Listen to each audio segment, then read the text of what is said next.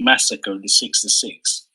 It was May 29th, July 29th, and September 29th, plus or minus October 1st and 2nd. So those are some of the groupings of the month of 1966 when all the killings was unleashed. So you notice right away that as the 29th was recurring, May 29th, July 29th, September 29th. So immediately you begin to realize there was already some planning behind the dates, but they're Muslim significant dates. That's why those 29th are there. Okay, so the 29th of May was the very first time they did what we call a test run. Yeah, I'm not going to talk about what happened before 66. I said that in a brief passing, because in 1945 there was a riot in Jos. It's to do with the tin mining. They asked for pay rise. The soldiers shot the people who were rioting, and that was under British colonial rule. In 1953, they staged a coup. No, not a coup. They staged a riot in this time, not in Jos, but in Kano, to try and kill as many Igbos as they can, because people from the north went to Ibadan and they were jeered because they didn't want to have independence in 53. They said they're not ready for independence from Ibadan. They then went back to the north and they turned on Igbos and killed them, again under the colonial rule.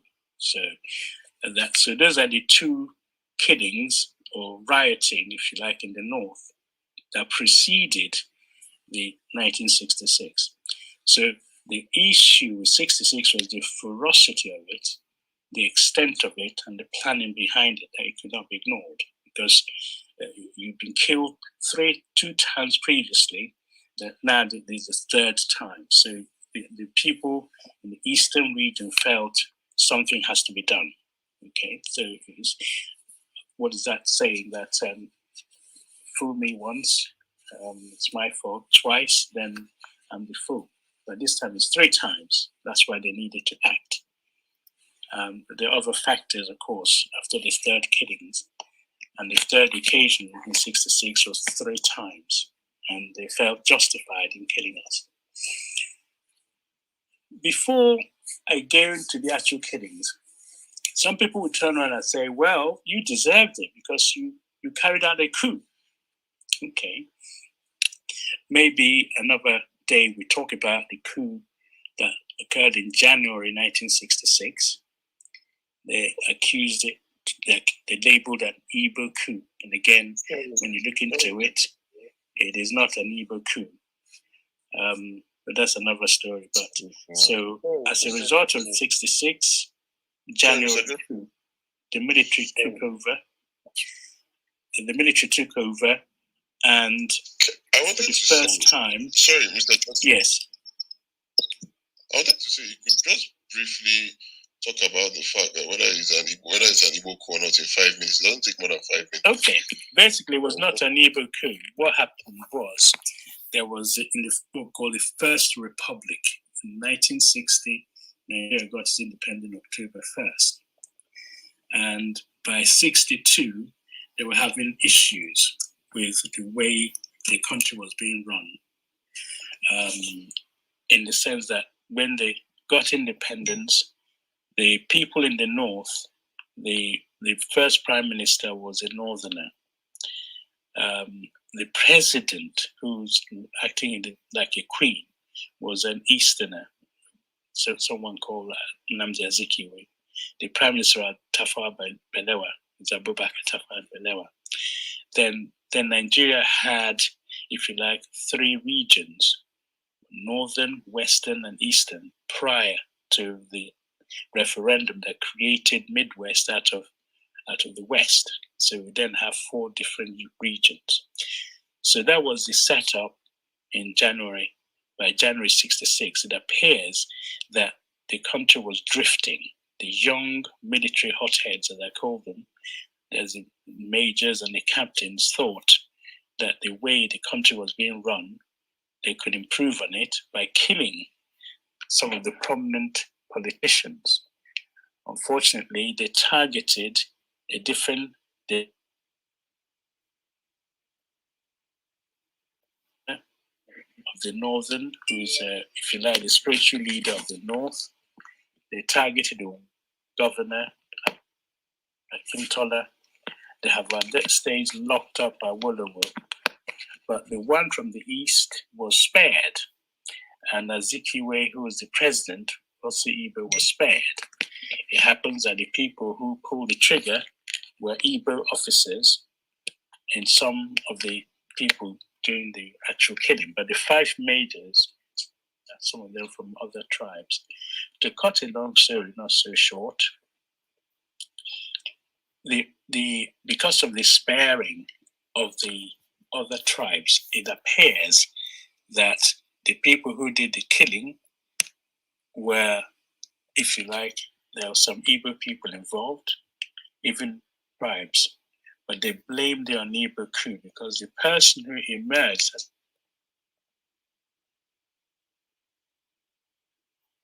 happened to be an Igbo person.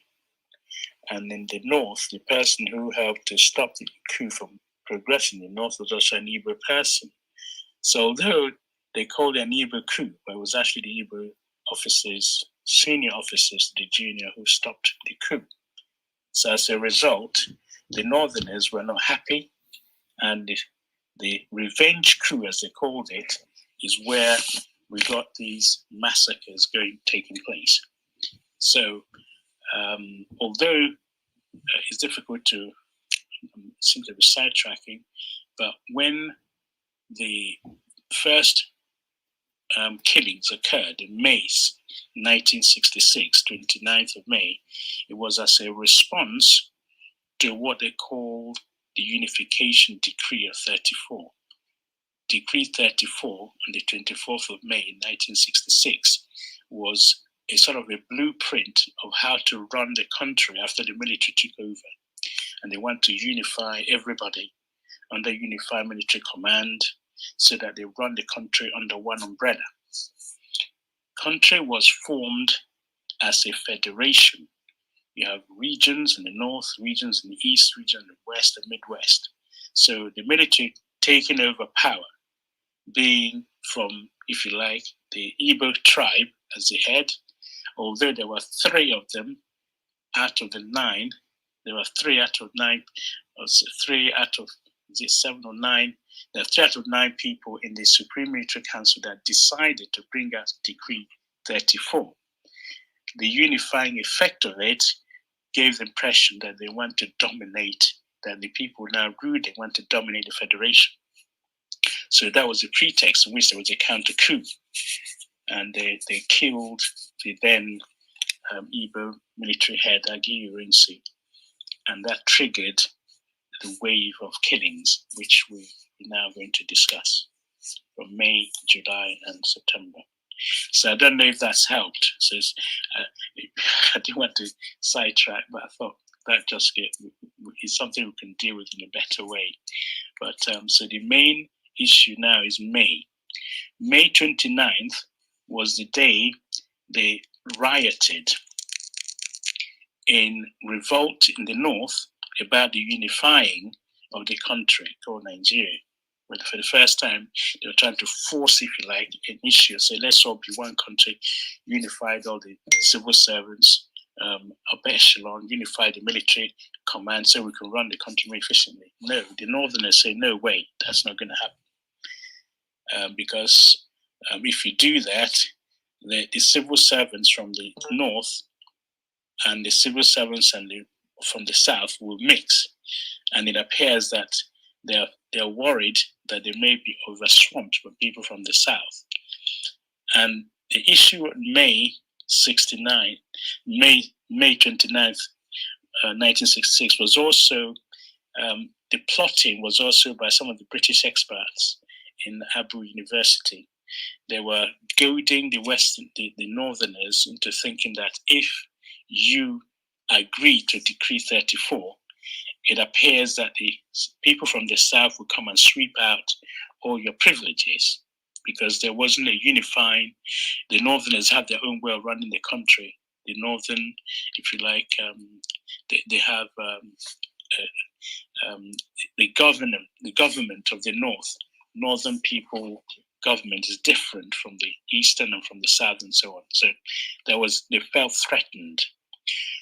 Overlying the whole thing was the fact that you have over nearly 2 million people from the eastern region residing in the north. These people were viewed as threatening to the northerners. Why are they threatening? They were seen as what they call privileged pariah. That's what the sociologists labeled them as. You know, in UK, you have first-class citizens, second-class citizens, third-class, and so on.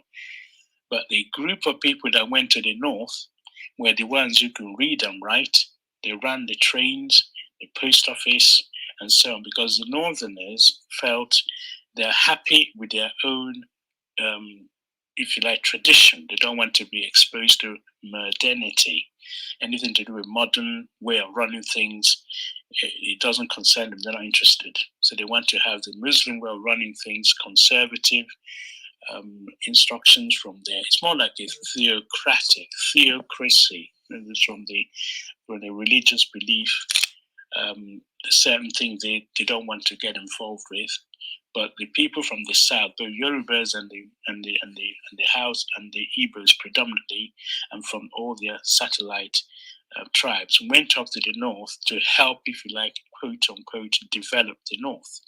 The northerners would argue and say, "We already developed before you guys came up." So I don't know what you're talking about. Develop. We're talking about running trains, schools, teachers, and things. All the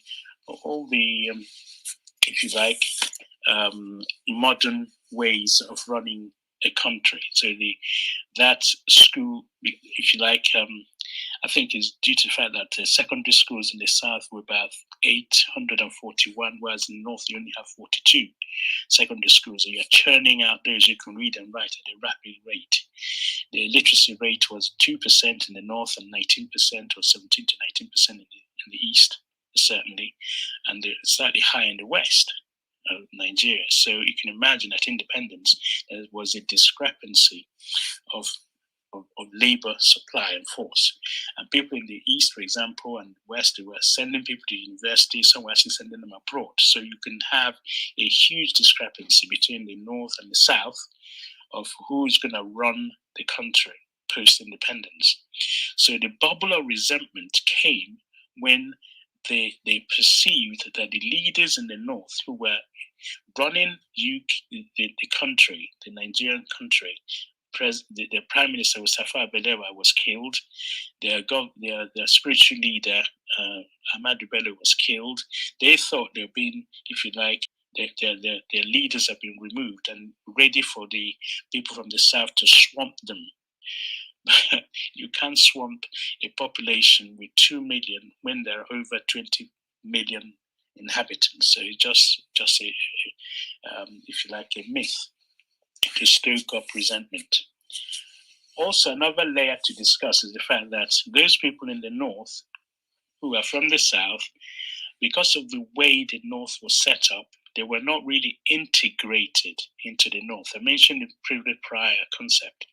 They were not actually integrated in the towns in the north because they were seen as strangers, and therefore they lived in strangers' quarters, what they call Sabon Gari. Sabon Gari. It's like the walled cities in the north is where the inhabitants of the north, the indigents, lived, and anyone who's not Muslim or part of them will have to live outside those city walls.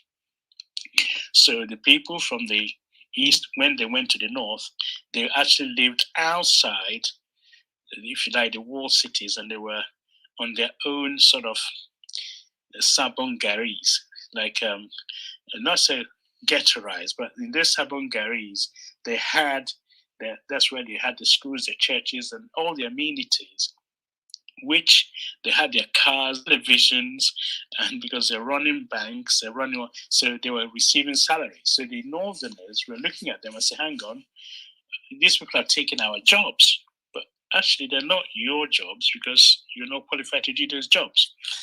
And so there was this mutual resentment. So, yeah, you came to their country, part of their country. So even though you're one Nigeria, there was actually a division. So they weren't really integrated. So there's a bubble of resentment which burst following the January coup. So if I can put it that way, this bubble of resentment was festering, and they were saying the North is for the North, and the South is for the South, and Nigeria is for us all. So the Southerners should return back to where they're from, and so on and so forth.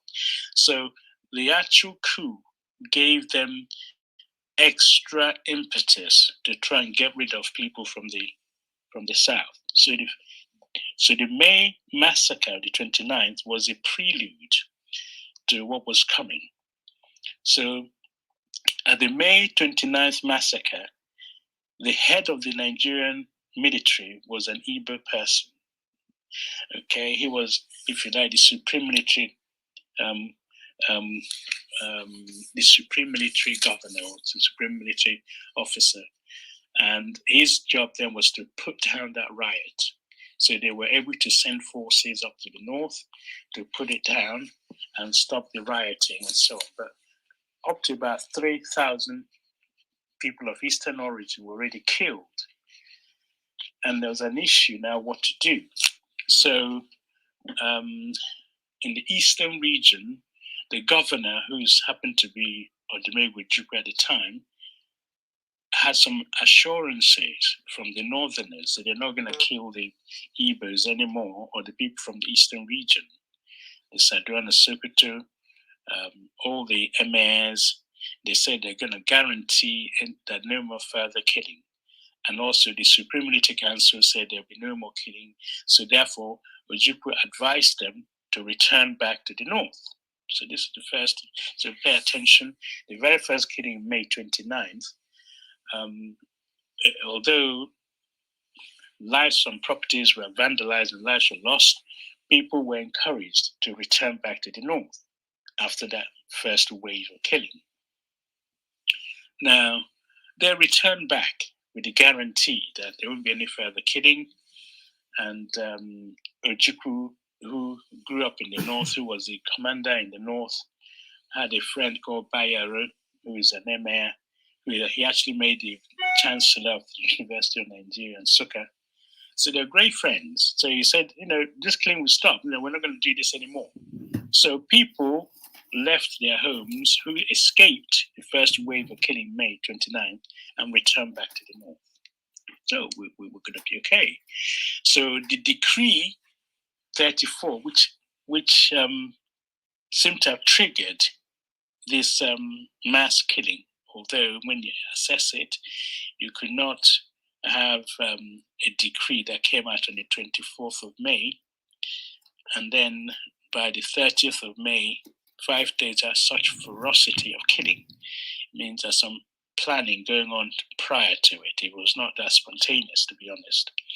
But anyway, so they were persuaded to return back to the north. So indeed, people from Nnewi, especially because of the Ojukwu's town, they went back up north. Hey, we are one Nigeria after all. Ojukwu told them it's the last blood sacrifice to get Nigeria in one place, and did some fancy speeches and encouraged them to return. So some of them returned back. Fine. In the meanwhile, as we lead up to the July 29th coup, this is really where by this time they have had time to thoroughly plan what to do on July 29th. So in order for the Decree 34 to take hold, the head of the military, the Enagi Ironsi, an Igbo guy, he went on national tours. He went to the north to explain to them, the emirs, the people, what this Decree 34 was all about. He went to the Midwest and explained to them what it was about. Wherever he went, he called the elders and leaders and so on. And if he went to the East, they said, aha, so he went back home. It doesn't count. So he went to the West instead. So when he got to Ibadan, he was then going to meet all the chiefs and elders and his guest was Faji, who was the governor of the Western region. So the idea was that they sit together, meet everyone who is in the know, all the elders and the chiefs, and then sit down and say, this is what Decree 34 is about, so that we can unite and unify and get ideas from everybody, so how we can run this country properly. So on the morning of he was supposed to meet the chiefs and elders on the 29th, unknown to him, there was a plot to get rid of him. So his own guard turned on him, kidnapped him along with his guest. His guest was quite brave, Faji. Yes, his name is Faji, Adekunle Faji, who said, well, you can't take my boss, my head of state, and without me, I'm not going to let you take... He's his host, not the guest. Yeah, sorry, his host, I beg your pardon, precisely. So, and going with the Yoruba tradition, that if someone is your guest and you're the host, you can't just hand them over. So he rather died than to hand him over. So both of them, therefore, were kidnapped and taken away and made to suffer horribly. Apparently, they were tied to a Land Rover and dragged around Ibadan, one road in Ibadan, until their body was mutilated and they were killed. So once they've done that, they now kill the head of the military. That's I think the people responsible are Theophilus Danjuma, Maritella Mohammed, and a co-host of Northern Extraction. They weren't hiding the fact that it was an Igbo coup. This one was definite Northern coup, and they call it revenge coup. So they took out the head of the military along with his host, and prior to that, so in addition to that, they then descended on all the people of Eastern origin who are in the army of officer cadre, meaning all the officers, up to about 200 of them in one night. You just call the bugle, everyone come out to the parade ground. If you're Igbo, they rounded you up and they killed you. So they wiped out it's almost like the Night of the Long Knives, if you read the German history. They just rounded up the officers of Eastern origin, over 200 of them, and killed them, as well as the head of state.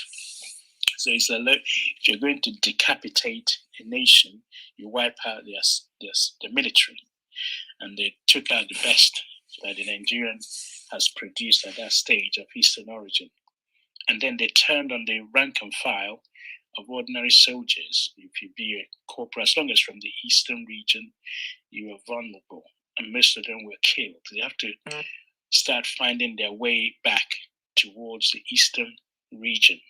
Remember, most of the military in Nigeria was in the north and Ibadan to a certain extent, and the final was Ikeja in Lagos. So they turned on all these. The military was taken over by people of northern extract, and they just turned on their eastern colleagues and started killing them, be it in Lagos, be it in Ibadan, be it in north. No one was safe. But there's some tricks and planning. People like the Madebo, who became the Biafran army commander, was supposed to come to UK for his training on the night of the coup. So he was persuaded by his friend Gawan, because they trained together, to come up to the north and grade some people commission instead of going to the north, instead of going abroad for his training. So knowing that the day of when he arrived in the north, there'd be no escape for him, because it's like you push all the key personnel into a place where you can eliminate them. So when he got to the north, he realized he heard rumors there was going to be a coup, so he was very cautious. some of his officers that he knew were killed. To cut a long story short, he has to find his way back from the deep north, I think Kaduna or Kano, I'm not sure exactly where he started out, to get back to his hometown where he lives from Oka. Now, the day he returned back after so many weeks was the day they were doing a remembrance ceremony for him because they thought he's died. Because there was no telephone, you can't contact him, you don't know if you're alive or what. So they're actually thinking that he has died. So they were doing his funeral celebration or remembrance service when he turned up in his village. So that's sort of the things that happened to our people. Now, so the 29th July is where we're at, is the worst of these, because here now, because people who were then told to go back to the north, there'll be no killing, the guarantee by the supreme military government, by the military, that there won't be any further killing, there was nobody to enforce that because the person who's the head of the military has now been killed. So the people who are doing the killing, the Nigerian military now, joining the civilians, can no longer guarantee the safety of the people of the eastern region. So that's a serious matter. And the military, who could, if you like, leave their barracks and go and defend their family, and were rounded up and killed. So there's no defense for them. Prior to this happening, if you are in a town union, a political party, anything, any organization that you're in, these were disbanded by the military. You weren't allowed to continue. So there's no Igbo sort of town hall meeting to plan how do we evacuate our people home. And the third point is that if you had any guns, whatever weapon you had, you're supposed to surrender and hand it in. So they didn't have anything to defend themselves either. So that was the background to July 29th. So the killing started in the military barracks after eliminating the head of state, and then they turned on the civilians. The civilians killing then started with more ferocity. Remember, they tried it in May, nothing happened. So in July, they now perfected it. It's going from town to town, just killing people, the soldiers standing by, where civilians kill their fellow civilian workers and so on. So what was happening in the East? Well, people in the East were hearing and seeing that the killing has continued. Remember, at this stage, when Aguiyi was killed, nobody knew what was happening. And I know my story is not as coherent, but it's just the way it's coming to me. You have to understand that when July came, the code name for their killing was called Araba. Araba, and I'm pronouncing it wrong, in Hausa language, it means let us separate. So the code name for killing and the massacre that occurred in July was called Araba. So whilst Araba was going on, nowhere then in the north was safe. If you're because they killed the military, the civilians are now being involved, and they are turning on them.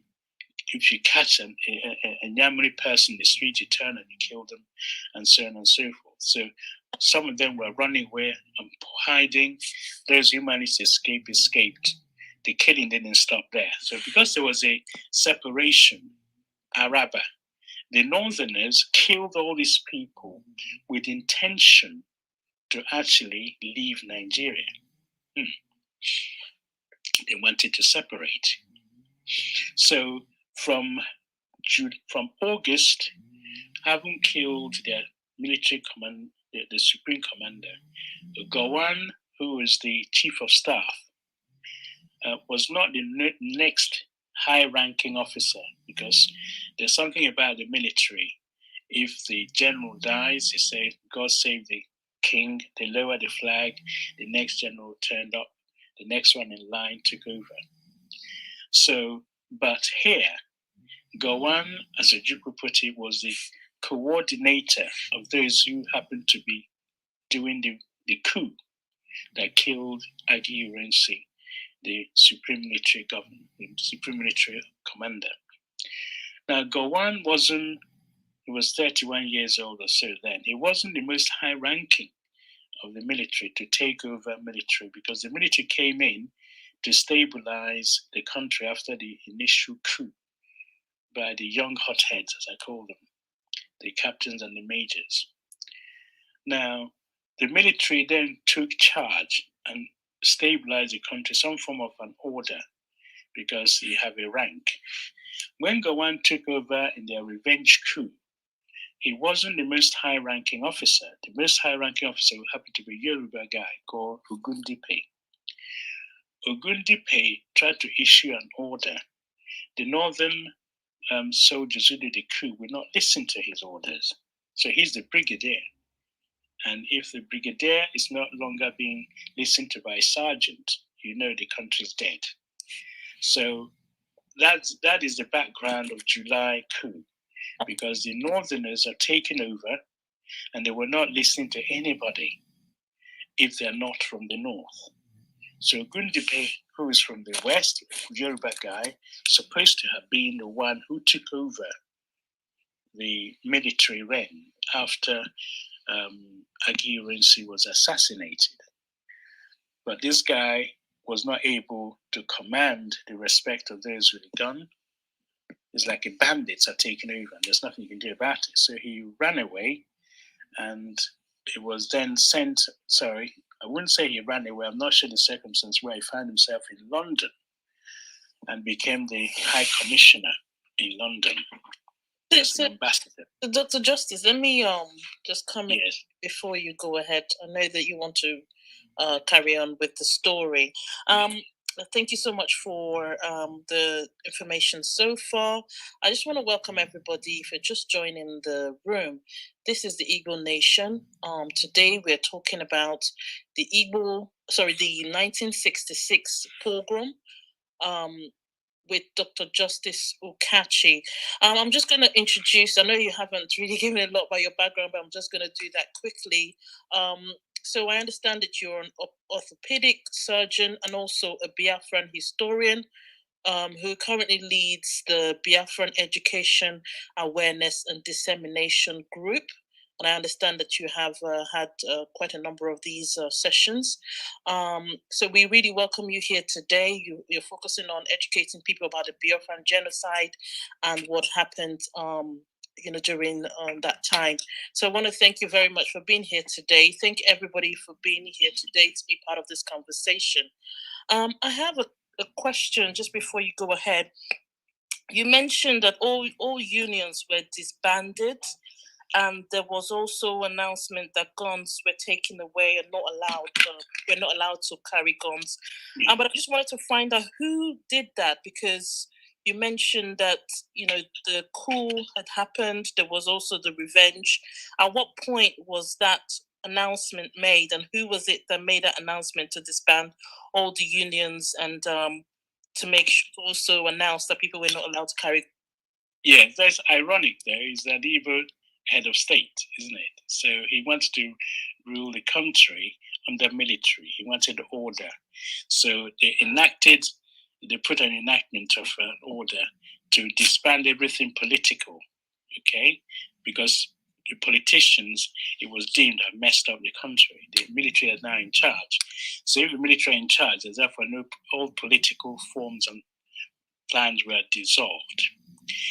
The loophole this created was that those, if you like, the devil, it's an idol man is devil's workshop, isn't it? So the politicians who are now no longer free to do their politicking are now free to plan how to get rid of this head of state. So in the north, where they needed a lot of political patronage, so they were the ones who are now in the position to plot and plan using the so-called native government, the northern native government, to plot and plan the machinery to do the coup and get rid of the Igbos. So politicians were banned. So Igbo unions and any other union you're supposed to have as a way of coalescing people were no longer allowed to work, and they were asked to hand in their guns. But the Northerners didn't hand in their guns. So the visitors handed in their guns, thinking that it's because of the command. They're more likely to obey the central government than the local government. Okay, so as a result, they were denuded. They had nothing to support them when the real wave of massacre came. It's a classic thing to happen because in the Nazi Germany, the Jews weren't allowed to carry any gun. So they were really helpless in that sense. So it's a nice parallel. And thank you for bringing that out. Should I carry on? Yeah, just before you carry on, just one last thing. You mentioned the May 29th. I know I've heard it from a number of historians about the significance of the 29th of months. So I wanted to find out, since that this was the 29th of the month sort of killings, do you know if there was, or was there any information that suggests that maybe perhaps the British or any Western powers were involved in those disbanding of unions, preventing people from keeping guns, or supporting in any way that genocide or that killing? It's a loaded question. Were the British involved? Well, the government at the time were the ones who issued the order not to form political parties, which annoyed the politicians who were disbanded, particularly the northern part, yeah? And they disband the gun. It cannot be anyone from outside to issue that fatwa, that information, no. So I would say the irony of it is that the person who is in charge of the country happened to be Igbo. They formulated a policy which actually disarmed their own people. So that's what makes it ironic. At the same time, then, allowing the politicians of the northern origin to carry on plotting and planning how they're going to get rid of him. If I quickly run through, what then happened is that when July coup occurred, Nigeria was drifting. I mentioned that the brigadier couldn't, order from brigadier was not responded to. So the coup happened where they toppled the head of state, but the coup could not take place in the eastern part of Nigeria, where Ojukwu was the governor. So it appears that the July 29 coup was an impartial coup, if I can use the term. The rest of Nigeria was changed, but the East was not involved. The Ojukwu, in fact, heard there was going to be a coup, so he took himself and went to the police station. That's where he camped, so that the people who are supposed to disarm him and take over the Eastern did not succeed. So that was what happened. So there's a coup which was partial. He got rid of the head of state, but he did not country in that sense. And because it didn't happen, so Gowon, who was stepping in to take over the vacuum, was not the most senior of the officers. In fact, Ojukwu is more senior in ranking than Gowon, although they were both lieutenant colonel. Ojukwu received his commission before Gowon. There are other people who are more senior. Even Adebayo, who came over in the West, is more senior in rank than Gowon. There's naval officers who are commodores who are more senior. So there are other people who could have taken over, but Gowon was the one who was the chief of staff in the army, and his own tribe, the Tiv, the people in the Middle Belt, although it's Angan, but people from the Middle Belt, there were more of them in the military. They had the might, so they had to back him. So it's a case of who's got the bigger guns. So, but the interesting thing, there's a vacuum in Nigeria immediately after the 29th of July coup until towards the end of July, so until end of August. There was no government as such. The Northerners were flying the a separation, the secession flag in Kaduna as well as in Lagos. They were flying the flag of the North for for nearly a whole month because they were already decided they're going to separate. You mentioned the British. The interesting thing now is that the British then send one of the British guy who was happened to be in town. His name is Bruce Cumming Bruce. Yeah, Cumming Bruce is a double barrel name. Was the High Commissioner. He said, "Hang on, you have done a coup now. The power is now back in the northern hands. That's exactly what the British were like. You don't want the Southerners running the country. It's not going to help them. A lot of their investments are at stake. I don't know why they think it's a stake, but anyway, they wanted the Northerners to rule the country in perpetuity.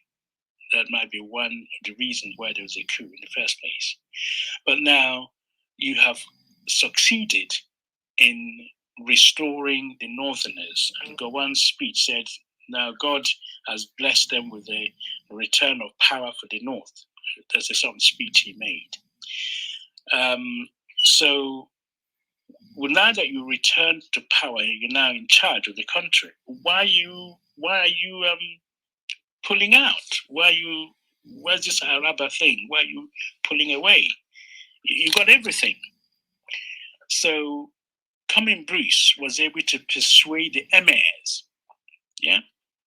who were running the North, and wrote them letters and say, guys, if you pull away from Nigeria, you'll be poorer for it. You won't be able to run the country.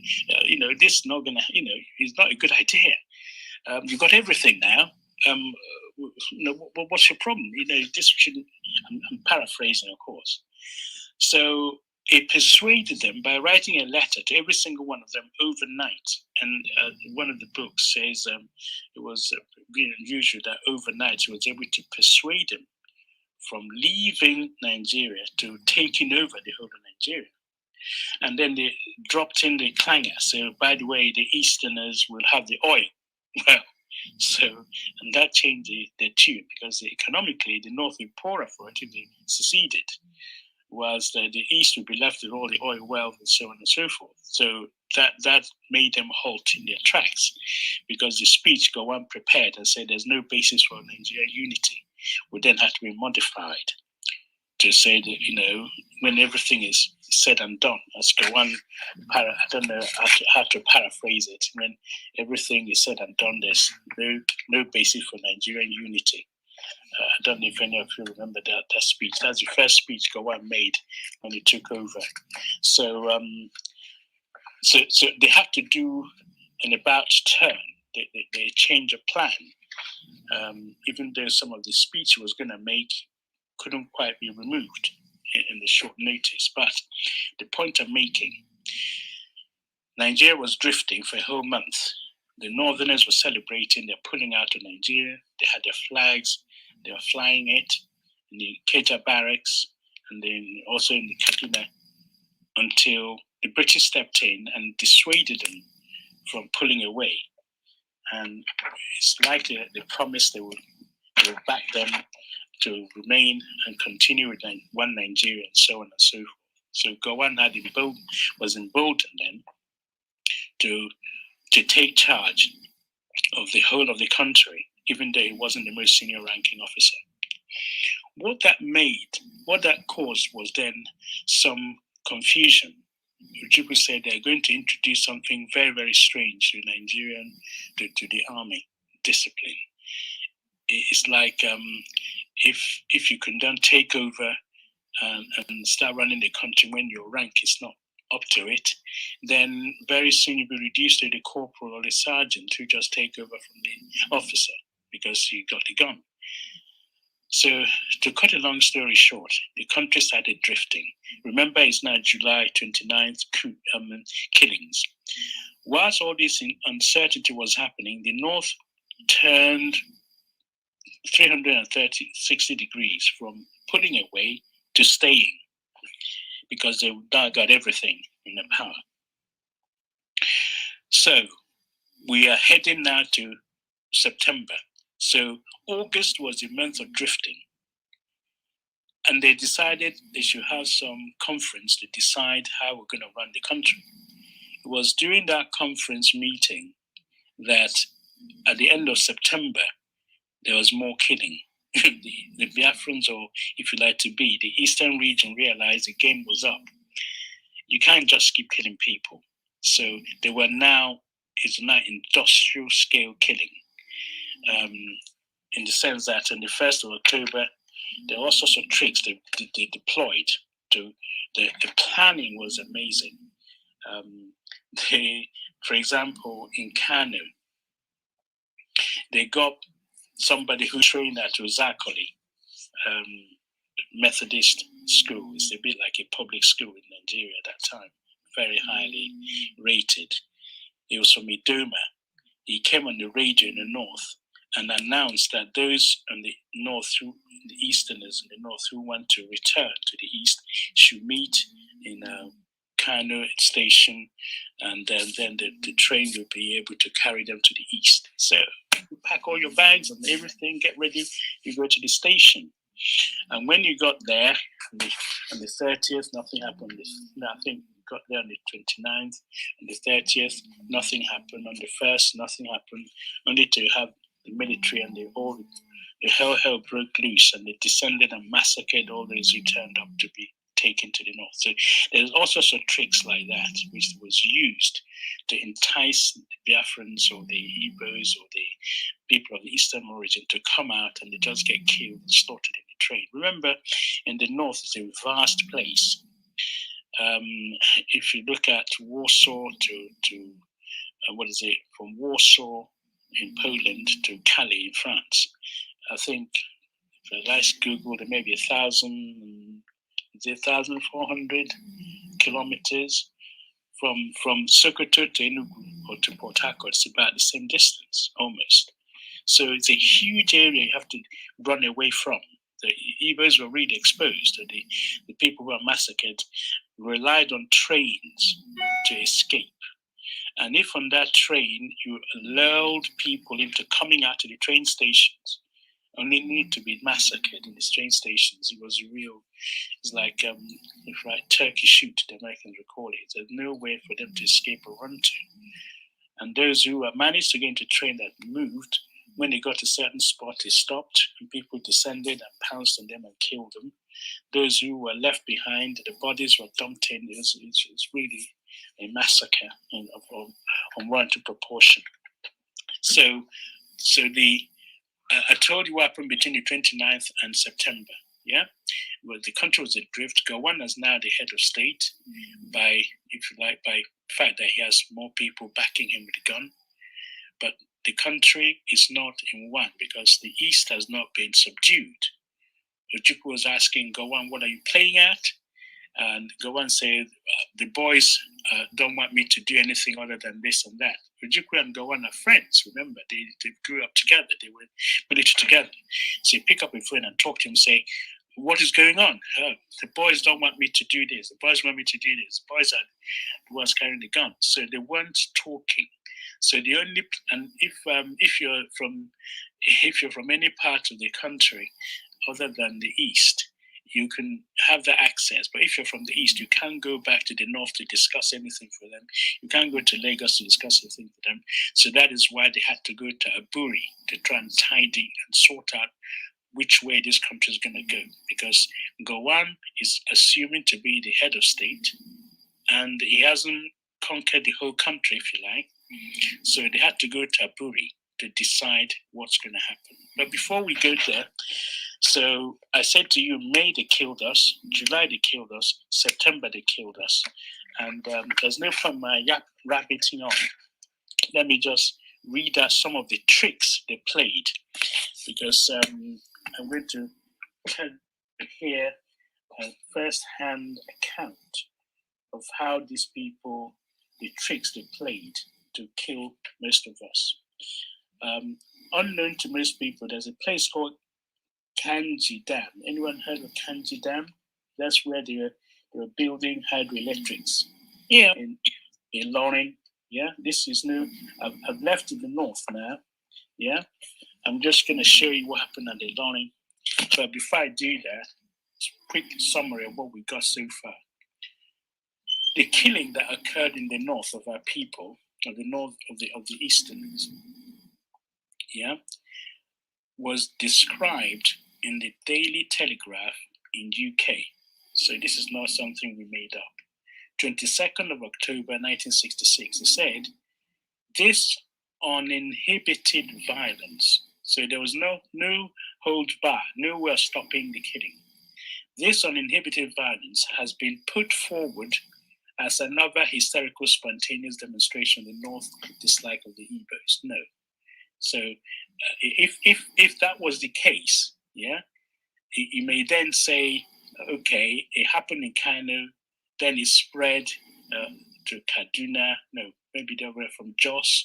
Then from Jos, they went on to Kaduna. From Kaduna to Sokoto. In other words, from one town to another. In other words, was it centrifugal? Fugal is Latin fugax, to run. Is it from the center fleeing? You know, when you drop a pebble in the pond, it ripples outwards. If you started from one town and then spread to another town, then to another town, you say, yes, okay, it's rioting which has spread. Like we had Brixton riot, then the Tottenham started theirs, then somebody started theirs. But in UK. But what happened when you have in Kano, Kaduna, Jos, Zaria, and a dozen other towns in the north, starting at 7 p.m. on a Saturday, one day, yeah? And each of those towns, you have Hausa soldiers with loaded guns in their hand. They had gangs of youth that they have brought from the countryside, surrounding area, who helped the troops. Then on top of it, they were armed with sticks, machetes, clubs, stones, Dane guns, bows and arrows, poison arrows, anything at all they can use to kill a human being. They had it in their hand. But the most important weapon they had is a list, let me repeat it, a list of typed addresses of where the Igbos lived. Now, you can't tell me that is a riot that it happened spontaneously. It was planned. So, because someone had to sit down the QWERTY keyboard in those days and now one finger typing, but you typed the addresses of where the Igbos lived and you handed it to these rioters. So you can't call it a spontaneous riot. It's a planned riot. It's planned, organized killing. So between 50 to 100,000 people died. Several thousands were injured, were maimed for life. 2 million fled back to the other part, to the eastern part of Nigeria. And therefore, it's a huge, huge undertaking. It was well planned, it was directed, it was organized. There was no inquiry, because how are you going to do inquiry? The people doing the killing, the police and the army, are the ones who are going to do the arresting. They would be arresting themselves. There was no arrest, there's no punishment, no compensation, and therefore no restitution. The central government that was in charge, yeah, could not possibly do anything. They just left people to be massacred, the Easterners to be massacred in 1966, and therefore, if this was in a legal setting, the lawyers among us would call it condonement. This is a legal term, is condoned it. The government, central government, are guilty of condonement, yeah, because the massacres is planned, directed, organized, no inquiry, no arrest, no punishment, no compensation, no restitution. So that is the background to the suffering that people were meted on those occasions. And all these were documented in this tribunal. I'm going to quickly turn, I know time is pressed, to the scenario at Kainji, K-A-I-J-I, Kainji Dam. Anyone remember Kainji Dam? Now, the reason I'm pointing these out is because is the way they are documented, because there's no room for arguing about the Igbos are making these things up. We don't know. We can't prove what happened. The people giving you the story are the foreigners. They're all in the news press of what happened to our people. Okay, so Kanji Dam is a classic example of how they went about to kill our people. Let me just pull this out for a second.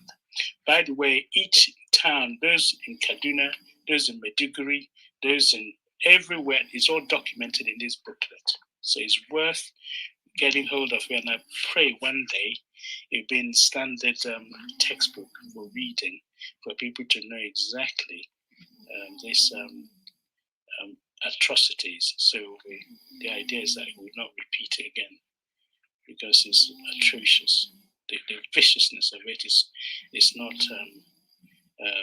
It has not been documented, and that's why there's a lot of killing still going on. Because if you don't know from your history, you don't learn from your history, how are you going to improve from that?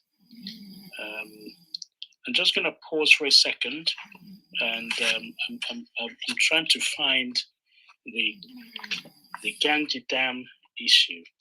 The situation here at Ganji Dam was being built by the Italians. Anyone remember the Italians? The Italians were the ones constructing it in Ilorin.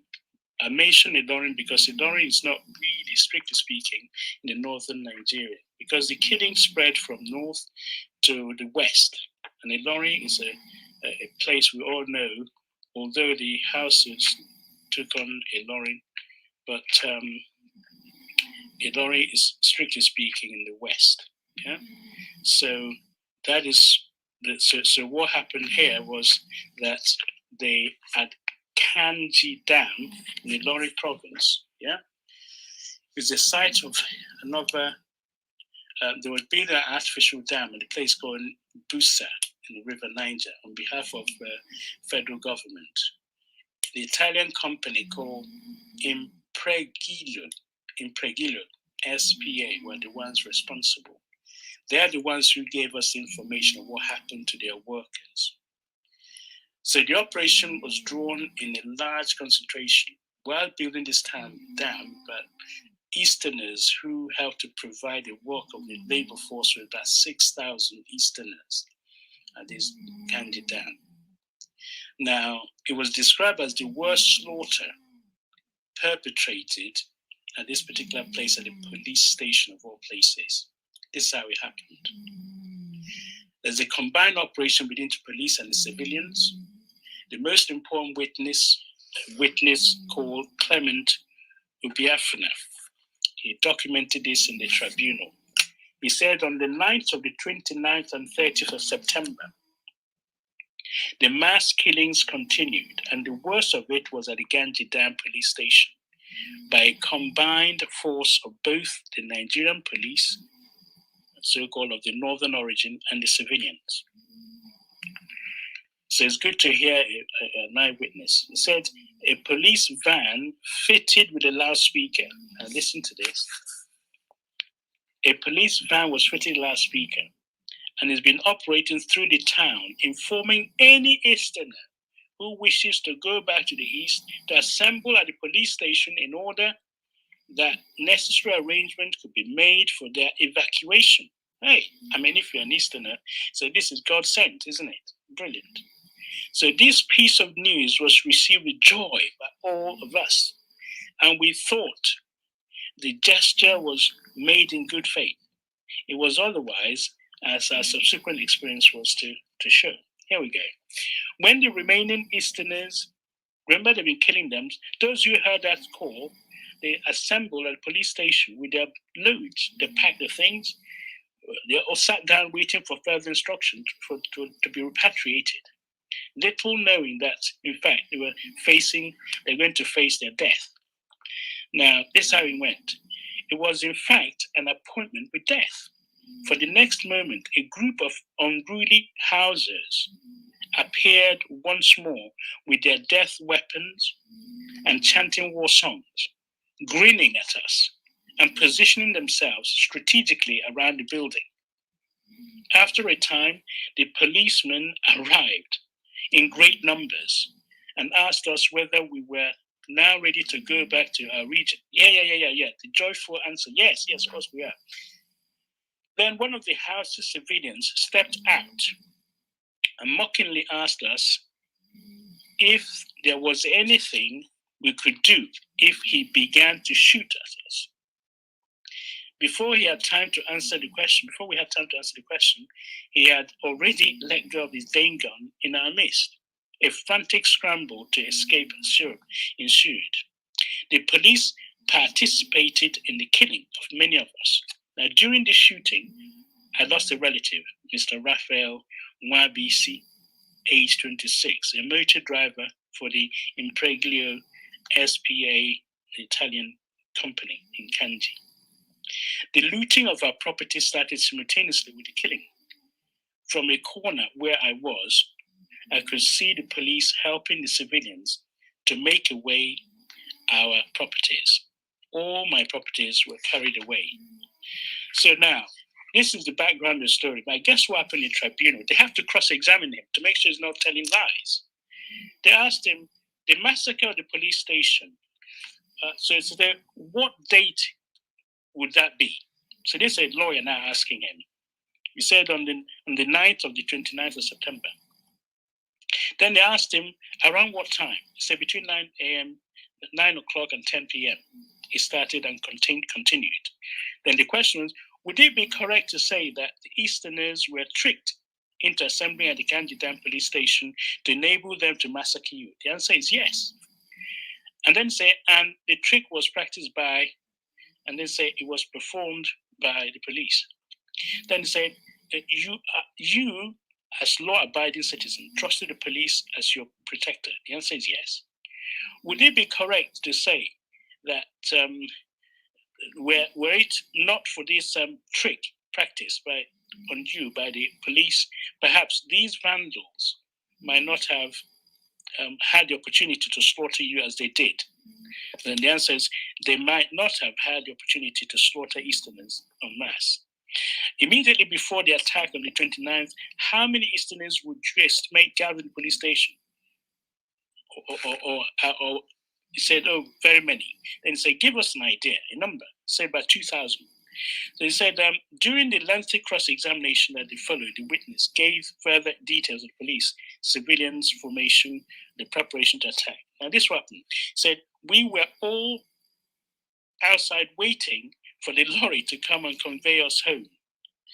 The mob leader were inside the police building, but we did not know what they were discussing. But after their discussion, the police marched them. So basically, they had the mob leader inside the police station, had a chat. Then police marched them out from the building at about 7:30 p.m.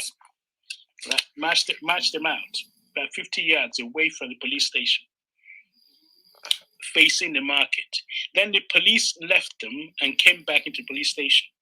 The mob stood there singing war songs and waiting for time. I can now conclude that their discussion in the room was just in connection with how they would take positions when they came to attack, because it was about 9:15 p.m. They, having gathered a large number, began to come, singing their war songs towards us. Then the police all carried their guns and went outside. They took their positions facing the people, the mob advancing towards these people who are gathered in front of the police station and pointing their guns at them as if they're going to shoot at them. This is the mob, yeah? But still, the mob was coming. We had at the back of our mind that the police would defend us, but when they came near, the police then gave them away. When they came near, the policemen, they gave them away and they came and surrounded us. The police was actually armed and pointing guns at the people, the crowd, yeah? And then they lowered their guns at the victims. Then the police at the time faced us and pointing guns at us. Then the massacre started. So what happened was that if any Easterner ran towards the police would shoot at them. The police was on the main road, so nobody could pass. So who were these policemen? Now the question is, You said these policemen were Northerners. Yes, they were. Can you be more specific? The question carried on. Can you tell where most of them came from? At the time, when they thought things were normal at the Ganji Dam, we had many of the policemen from Kaba province. But after the July incident, they transferred the whole of them away. Then they brought policemen who we did not know and were not familiar with them. To cut a long story short, folks, what happened was that the police were swapped for another group of police officers days before this happened, and including the superintendent. So police went around with a van saying, if you want to go to the east, come out. Just like they announced in Kano, if you want to travel east, come to the rail station. This one, come to the police station. When they got to the police station, they were surrounded by the mob. The police came out pointing guns at the mob, and they thought they were going to defend the people who are waiting. But in fact, the police pointed a gun at the people who are waiting. So the mob attacked them, the police attacked them. So there was a huge massacre. This guy managed to come out because he was shot several times, and they left him for dead, and then he was rescued and transferred back. So he says, much of the innocent blood was shed during these disturbances, confidence and destroyed. The bridge of friendship between the East and the Northern was broken. So anyway, how did he escape? He said the junction, he left the police, he left the Italian workers in the company and did not to do the rescue work, and sent some of them wounded to the hospital. So after all the shooting, some of them were still alive. They were held by the Italians into the Italian hospital, and then they found a flight for them to escape. These are the few that got away with it, were able to report. So I used the Kanji. Not many people know about what happened at Ganji Dam. This is just a trick they used, and it's pre-planned. Okay? You announce that people, if you want to escape, come to the station. They got to the station thinking they're going to be protected. When they got there, they are the same people who were attacking you in collusion with the mob. So there was no escape. Thousands of them died. And that is what happened all over. And I'm going to pause there because there's so many things I can read for you. Okay, I'll pause there for now. Thank you so much, Dr. Justice. Wow, I think, we do need to take a break briefly so that people can digest what you've said. I mean, this is like some real serious stuff. I'll take about 3 comments, 1 minute each. But before we do that, I just want to welcome those who are just joining. So if you're just joining the room, this is Igbo Nation on Clubhouse. We're talking today about the 1966 Igbo pogrom with Dr. Justice Ukachi Lewis, who's a Biafran historian, and he's been going through what happened with the pogroms, starting from the history on the coups that happened, the 1966 coup, the revenge coup, and then the killings of Igbos. At this point, I would like us to take a couple of people. If you are in the audience, we are going to open the hand raising once Dr. Justice has done quite a number of, gone in detail. But if you do have some immediate questions or comments, you can actually send it to either myself or Ugu or Uche, the three moderators on stage, and then we can see how we can get it passed on to Justice so he can add it to his conversation here. But we will open the hand raising, so don't worry. Also, just to let everybody know, this is being live streamed on Injeje Media at the moment. So just to let you know, if you are speaking, just be aware that it's live streamed. So thank you so much. If you do want to make a comment or a question, have a question, just flash your mic and I will take you. Okay, so I see Uche, Gogo, and Max. So we take Ahmad Dianazi. Okay, I'll add you to the list. But please, we're gonna have 1 minute each because Dr. Justice has a lot to cover. This is quite a sort of a teaching session, but we also don't want it to go too long without allowing people to be able to contribute. So we'll start from Uche, 1 minute. Uche, Max, Gogo, and then Ahmad Dianase. Sorry if I'm pronouncing your name wrong. Okay, Uche, go ahead. 1 minute. Yeah, thank you very much. And thank you, Dr. Justice, for the detailed explanation. I mean, I've been trying to swallow the huge lump on my throat. I just want to say, if you look on Marx's profile picture, you see the book, the report that Dr. Justice is talking about, the Justice own new case report on the massacre. So we still discuss about how to make this, how we can get this book. I think it's a resource everyone should have. Thank you, Dr. Justice, and thanks.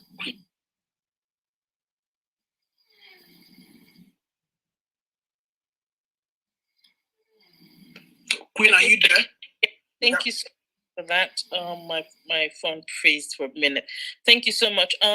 Yes, just for everybody's knowledge, I think Justice will also tell us when he starts tell us a bit about this particular document. I know he did mention that there was a tribunal, or there was a lot of sort of a legal investigation that was done, and then this document was put together. So what came to my mind is, NSAS, we've had a panel that went through NSAS. I want to find out from Dr. Justice if it was something similar, if he can give us more detail around that, the investigations and how this report was produced. But we'll come back to Dr. Justice in a minute. So Max, do you want to go ahead, please? 1 minute. Thank you. I don't mind speaking after Dr. Justice is done. Thank you. Okay. All right. Gogo. Yes. Thank you so much. Thank you, Dr. Justice, for being here. I just wanted to share how just listening to the story of the Biafran people, how it makes me feel. I mean, I don't even know how to describe it, but it makes my heart bleed. And just listening to you, I just started to think about, why was this stopped in schools? I know schools are no longer taking history and things like that. To some extent, I can see why, because it's very, very difficult to hear the actual stories of the things that people went through in the country. But this is the caption for me, is where does this lead to? I think what bleeds my heart even more is the fact that, is the fact that we see the same things happening in our today, and just relating history from then and now, you can see, I mean, did it just stop there? Have we healed from it? Have we changed? Has anything become different? Is our police different? I mean, today's world, we can see where police will open fire on people, the people you're coming to for protection will open fire on you. I mean, you can relate that. And this is why I think the history is good, because it helps you see things better, and it helps you to put things into perspective and see where you've come from and whether there's been any change. And if you ask me, has there really been change? I don't think so. And as much as my heart's bleeding just listening to it, I am glad that I'm learning about these things that took place years before and how they relate to my today's world, sadly so. Thank you so much for being here, and thank you guys for 1 minute. Thank you, Gogo. Okay, I'll take Ahmad. Oh gosh, you have to tell me how to pronounce the name. Go ahead. Queen, you can just call me. Amandiana, so you can just call me Chibi. Justice, how are you? It's Chibi here, Doctor. Just wanted to say that what's happened in the past as well was when during the program, so it was the practice that when the military guys from the north were involved in the program. So what they used to do as a practice was when they kill an Igbo man, they will adopt his name. So for instance, your Colonel, I don't know, Ali, for instance, and then you kill an Igbo officer named Emeka, then you will start answering Emeka. So your fellow northern military officers, when they see you, they'll hail you Emeka. you know, and that was just sort of like, yeah, you killed the Emeka, so now you're Emeka. The more you read into it, really make you, you know, lose yourself. And one thing I will say is that anyone who reads into, you know, the killing of the Igbos and Easterners, shall I say, in 1966, you really need to, before you read it, literally pray to God to give you the spirit of forgiveness so that you don't walk around with so much hate in your heart and in your soul. And this is not me trying to sound philosophical, it's the actual truth. Just pray before you read it, because these things happen, they're gory, they're real. And that's part of the reason why your parents don't want to talk to you about Biafra. Thank you very much. Well, yeah, thank you for that. Okay, we'll take Aburi. Yeah, Aburi, go ahead. Okay. I wanted to speak on the why. I know this thing has happened, but I mean, we should ask ourselves why this thing has happened. Why was it so easy for them to kill all of us, you know, without batting an eyelid? If you remember, the coup that removed Murtala Mohammed was mostly carried out by Middle Belt Christians, and yet nobody massacred. There was no widespread massacre of Middle Belt Christians, you know. But when it was the time for the Igbo, these pogroms were carried out on the Igbo. At that point, the Igbo had, I mean, Chino Achebe's word, the Igbo had been cast as a treasonable felon. Because if you read the reports, at that time, there were several reports in different parts of Nigeria. First and foremost, in northern Nigeria, there was a government white paper report which, you know, described the Igbos as, you know, domineering people who had come to take all the jobs in northern Nigeria at that point. There was also this report by the Western government at that point that the Igbos had taken all the jobs in the railway and the ports. There was also the minority, the Wilkins report too, from the South at that point, that look, or present day South, that look, again, these people, the same thing, jobs taking over this, they've taken over that, they've taken over this. In the British Cameroon, present day British Cameroon, still the same thing. Oh, the Igbos did this, they did. So at that point, that was as if, you know, all of Nigeria just wanted to go at the Igbos, you know, because they seemed that the Igbos had come to take over everything, you know, and no one wanted to mention the educational excellence that had led to this. So that is the why. That's why it was easy. If you reach Chinua Achebe's, there was a content. Chinua Achebe's book, there was a country. You could see that when he was leaving Lagos back to the east at that point, when he was at the park, there was this feeling of people saying, well, yes, it's good for you people, you know, it's you guys have finally gotten what has been coming to you at this point. You know? So at that point there was this pent up anger, and there was this I don't know what to describe it as, but you know, everybody at that point wanted us gone. And it was just because at that point we were successful people. Because we had adopted Christianity and embraced the white man's education, we had progressed, you know, and he had given us leeway to take over the jobs when the white men were leaving. And so it seemed as if at that point we were taking over everything. So at that point, everyone was happy that it was happening to us at that point. I just thought that we should add the why as to why it was easy for us. And if you read Oil, Politics and Violence by Maxine, and you could see that in northern Nigeria at that time, it was like a sport to kill Igbo people. Even the battalions that did not take part during the counter coup, you know, they when they had the opportunity, had to go out to kill and to massacre. You know, the ones that didn't take part, they felt so bad that they had to go out into the night at some point for Igbo people to kill. And if you read what's the name of this book? Sorry, just in Biafra Africa Died, you could see how they were ripping off the bellies of pregnant women and making them sleep with lepers. I mean, there's so many stories. If you just read books, I've read a million books about the Biafran War. You know, every time I open up a book and read, it makes me so sad when I think about these things. You know, it's happening today in present day Nigeria too. You know, killings of Igbo people, killings every day, and it's so sad. You know. I just thought I should add the point of why this thing happened. Thank you. Thank you, Aburi. Thank you very much. Okay, so just before Dr. Justice goes, I'll also give Max an opportunity. Max is a historian, so just give me just a little bit more time than 1 minute, just to add his own context, because I think it's important for us to have context in this conversation that is more that helps all of us understand it better, and then we'll come back to Dr. Justice. So Max, please go ahead. Okay. Hello, Queen. Thank you for the time. Dr. Justice, God bless you for bringing to us, a lot of things that somehow many of us will not consider going back to for many reasons. That because it's too painful to look into, or because it breaks our heart when we see it. Everything we've read today actually does not have, I don't have any contrary opinion, but I just want to add something, however.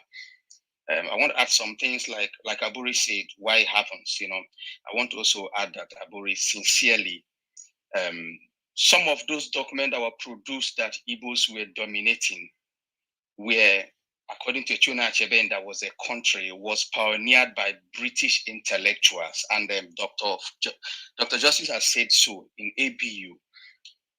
They felt that the only way to deal with Igbo is to have the whole Nigeria be against Igbo, because eventually when you look at the document, nitty-gritty of the document, you see that no man gets to where he does not deserve, especially under colonial authority in Nigeria.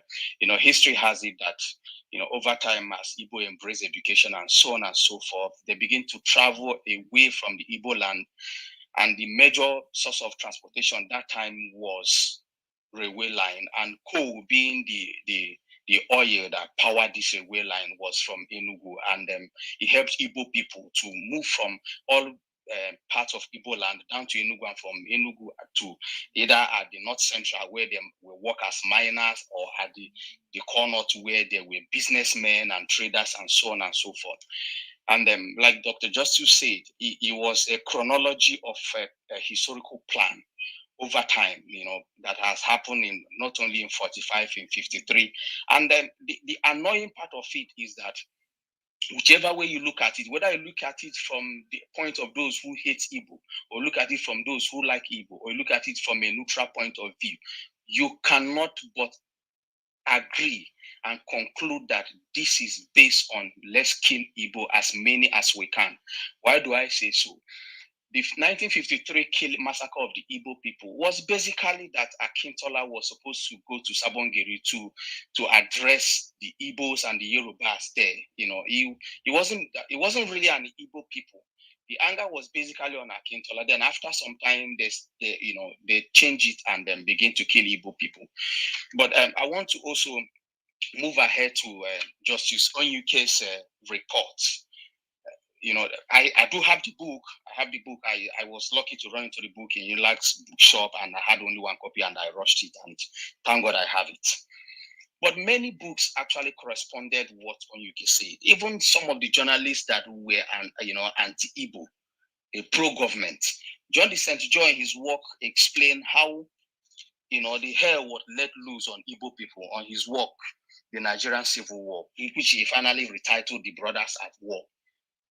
Even though that at this point in time, the mechanics, the businessmen, the miners, the traders, and all the skilled workers, most of the skilled workers in the northern part of Nigeria were Igbos.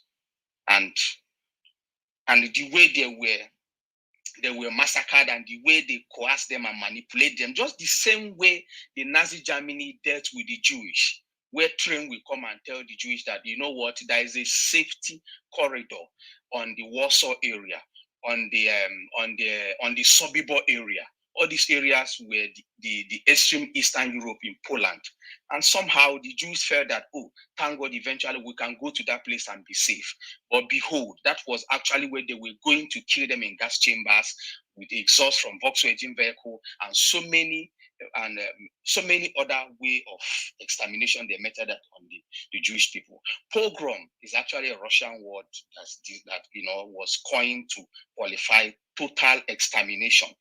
And according to Chenua's work in That Was a Country, he said that the first time he heard of the word pogrom to be used to qualify for what happened to Igbo people was actually a non-Nigerian journalist, a British or Scottish journalist called Colin Legion, when he published an article either in Guardian and he used the word pogrom, and he explained in detail, because Colin Legon was also an expert in Nigerian history. He explained in detail what happened to Igbo people. If you look at on UK's work page 134, you would see an Igbo guy whose name was, I think, Opara. You know, in that page 139, this guy had to claim that he's a Ghanaian. At this point in time, they had taken his wife and his young son. All of them were already, exterminated. Because he claimed that he was a Ghanaian, a northern police officer or soldier showed, a pity and took him to the heap of dead bodies. And this guy was explaining in this same page 134 of the massacre of Ndigbo by Just on UK panel, that on their road to airport where, he had taken his wife and son so that they can leave to the east, dead body everywhere. But when he got there, the police officer kept asking him, "Are you sure you're a Ghanaian?" He said yes. He ended up even bribing them with 5 to 10 pounds. And they took him to heap of dead body where he could search for his wife and sons. He actually saw the dead body, but he pretended not to see them, because having seen them dead is of no more importance to him, because maybe bringing out the dead body might as well also expose him that for real that he's actually an Igbo person. The killing was actually it was a cataclysmic killing. It was happening on multiple fronts in the north. If you read Max Sillon's work, Oil, Politics and Violence, the same thing Chenua also said. The same thing Paul Amber also said in his article. So because that's one thing that is really important about historical objectivity. It is that most well-researched work will be saying the same thing. Not a quozo, a mozo, not that one is saying a different, other one is saying a different thing. You would see how even the Radio Nigeria, Kaduna, and Radio Cotonou in Benin Republic put out a propaganda. They didn't mind at what they said, put out a propaganda, a lie, because they want to sensitize and governize the northern civilian population, many of which after that time, the police and army shared gun to them, which was what also enabled them to actually pounce on Igbo population. So it wasn't as if that, there was reason for this mass killing. Even when the mass killing was dragging, when they were killing, the first killing in 29th of May, the second killing in July, then the third killing in September, foot were still being dragged. But to add fuel to fire so that the inferno will burn as many as it can. Just the same way the Germans also killed the Namibians in East Central Africa. The same thing was what they did to Igbo people all over the north. I do not want to come down how, because at this point in time, for instance, places in Lagos, the northern soldiers were more in number, especially the non-commissioned officers, the rank and files. You understand? Those ones that actually don't have rank, they were like 20 to 2, or for instance, an average Yoruba soldier, which was why Ogundikwe could not control the soldier. At some point, the northern soldiers were choosing their officers that they will obey by themselves.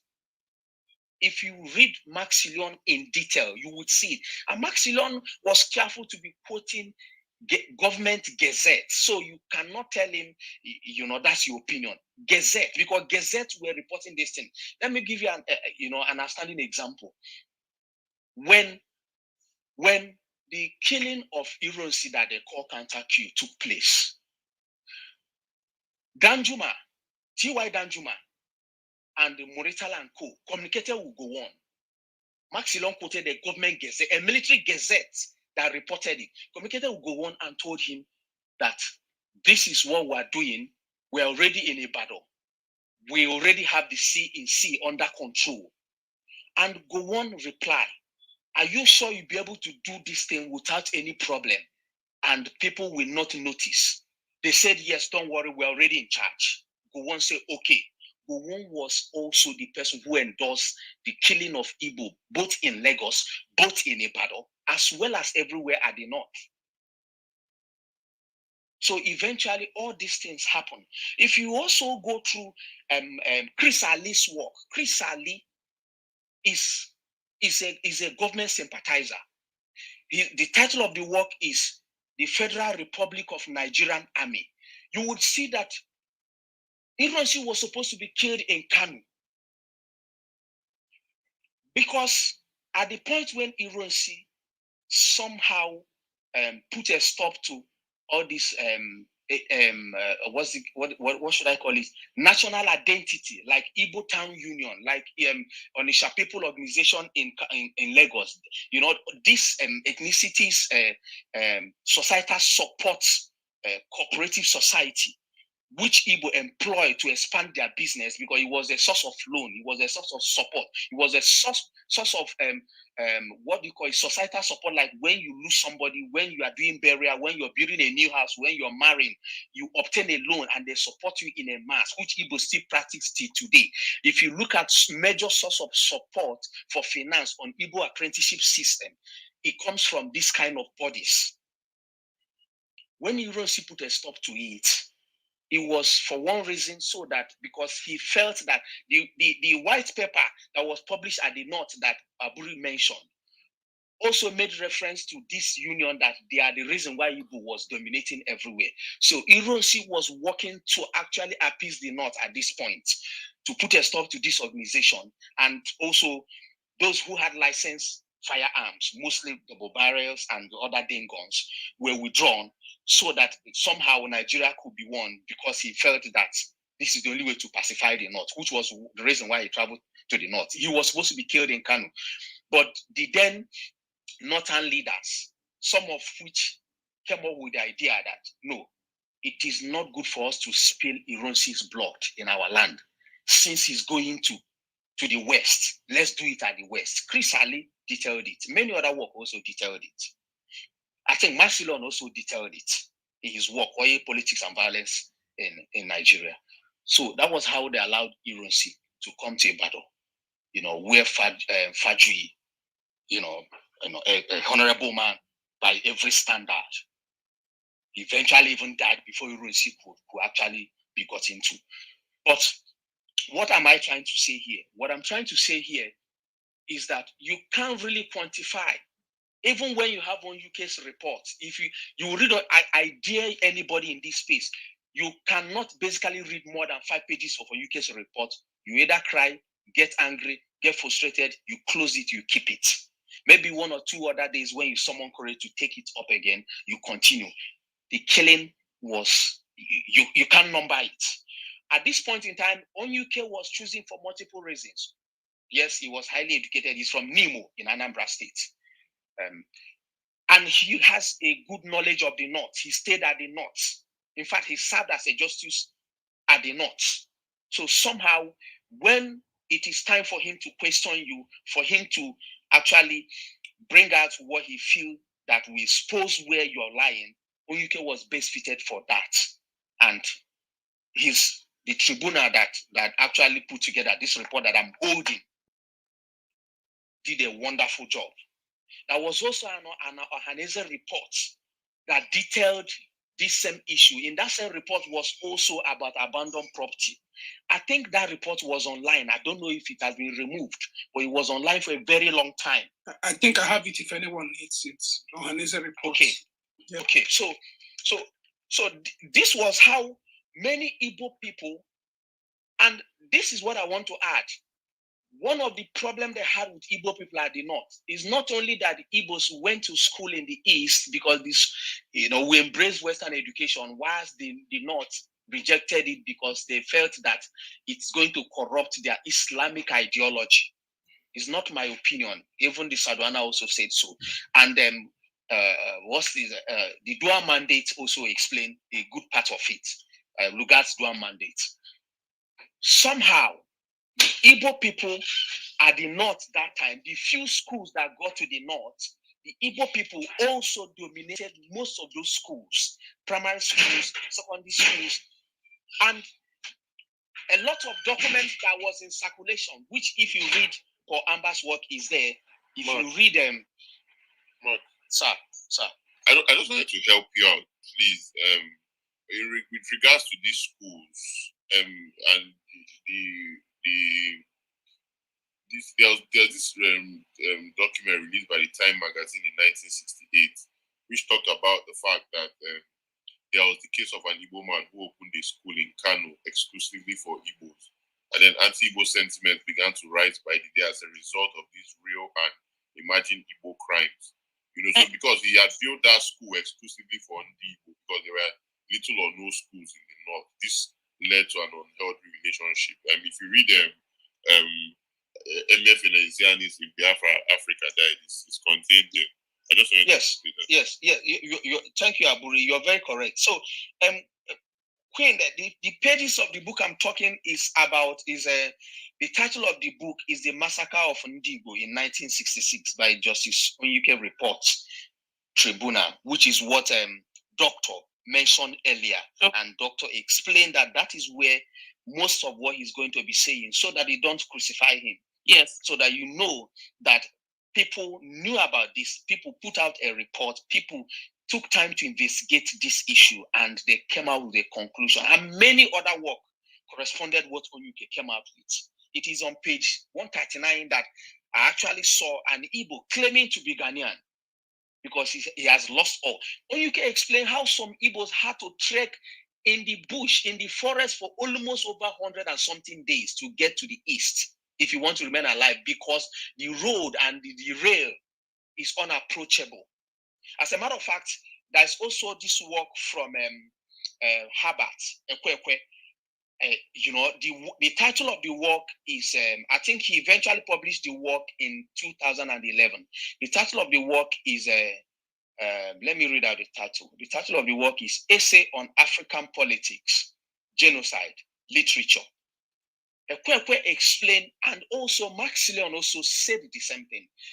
The mobs were singing Muje Mukashe Nyamuri, Mukashe Mazasu Dayan Mazusu, Muchi Matasu Dayan Matasu, Mukwashe Kayansu. And what it means in English is that let's go and kill the damn Igbo, kill off their men and boys, and rape their wives and daughters, and cut away their properties. They really made it happen. It did happen. Wow. Which was why even when the Civil War ended, Ojukwu himself decided, Ojukwu the Jr., the Ikemba, the former governor of Eastern Region, decided that all his father properties at the north, he's no more interested. But he put up a legal fight on 29 Queens Road property in Ikoyi. He tried putting up a legal fight on 23 Cooper Road, Ikoyi, which is where we know to be Jambo office. It was his father's property. These two major properties. Max, thank you so much. I think if we can just land your plane quickly, and then we can bring you back in again, because I think you'll be giving us very detailed accounts that supplements what Dr. Justice is saying. So we want to thank you so much. I'll give you like 30 seconds to round up, and then we'll come back to you. We'll bring you back up again. Add you again to speak after Dr. Justice goes again. Okay. So to a round up, if you remember at this period, the weirdest Nigerian was an Igbo man, Louis Odimegwu. And it was also in September during this massacre that he had left Lagos, because in Lagos, a lot also happened in Lagos. If you, prior to this period, the Biafran echelon, the second in command was what's his name? Was Philip. This Akwa man. Can someone remind me his name? It's Philip. Effiong. Yes, Effiong left northern Nigeria, and they explained how he managed to get to Lagos. And when he get to Lagos, he explained how he managed to go through Yes, Effiong. How he managed to go through canoes, boats, down to Port Harcourt, and made it back to the eastern region. It was a terrible thing for our people. But eventually, even in that 1966 of that September, a lot of Igbo, the weirdest Nigerian of Nigeria at that time, also died in this period. Odumegwu the Senior, of heart-related issue in eastern Nigeria. So we can't quantify what happened to our people. Let me allow doctor to continue. Then I will request for the mic if I want to. Thank you for the opportunity, Queen, and welcome again. Thank you so much, Max. I see a lot of people want to speak, but please, we'll add you to the next queue. Max, really, thank you for all that you've said. Also, I would ask you if you want to give me a list, because some people are asking for the list of books that you were talking about. If you send it to me in the back channel, I can get it to them. Thank you. So, again, I just want to welcome everybody. If you're just joining, this is the Igbo Nation. Today, we're talking about the 1966 Igbo pogrom with Dr. Justice Okachi Lewis. This is also being streamed on YouTube. For those of you on YouTube, this is conversation being held on Clubhouse under the Igbo Nation. For those of you not following the club here, please follow the club so you can be notified when we have these conversations. We might also open up the hand raising for club members only. So before we open it to everybody, so it'd be good for you to follow the club so you can get that notification. Dr. Justice will allow you to continue the story, because I think you have been really giving us a detailed information about what happened, and we had to take a break because there was a lot to really ponder over. It's quite a painful story, but we'll allow you to continue. Thank you very much. Thank you very much, Penny. Yes, the previous chap who spoke obviously knows a lot, and it's difficult to synthesize it and focus on one particular aspect of the suffering. That's why I'm focusing purely on this pogrom. So for those who weren't here at the beginning, most of the information is gleaned from this tribunal report. And let me reemphasize, it's a tribunal that sat for 49 days, listening to evidence for 253 witnesses. Okay, let's say one or two of them are lying, which is difficult when you're being cross-examined by lawyers under oath. So 253 witnesses. And they looked at exhibits of 498.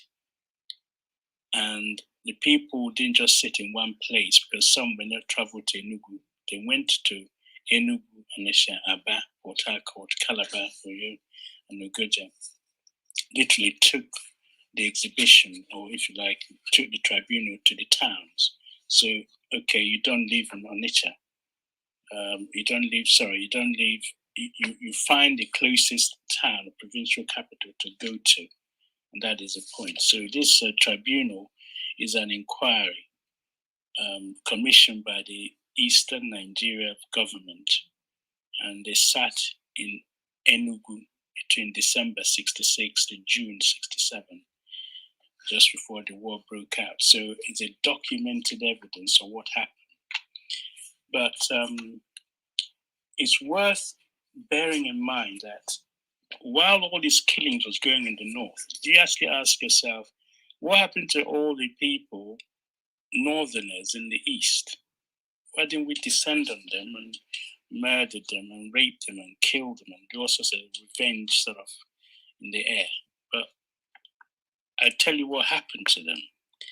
The military governor of the eastern Nigeria instructed provincial secretaries, all the provinces throughout the region, to liaise with the police, provincial officers, to ensure the safe repatriation of the northerners to their home region.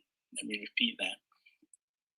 Rather than exert vengeance, the government of the East, under Ojukwu, instructed the secretaries of all the provinces to work with the police to make sure the northerners who were in the eastern region were safely sent home.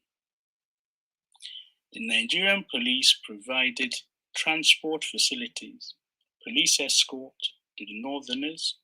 Most of the northerners were repatriated by plane. They were provided by the military government.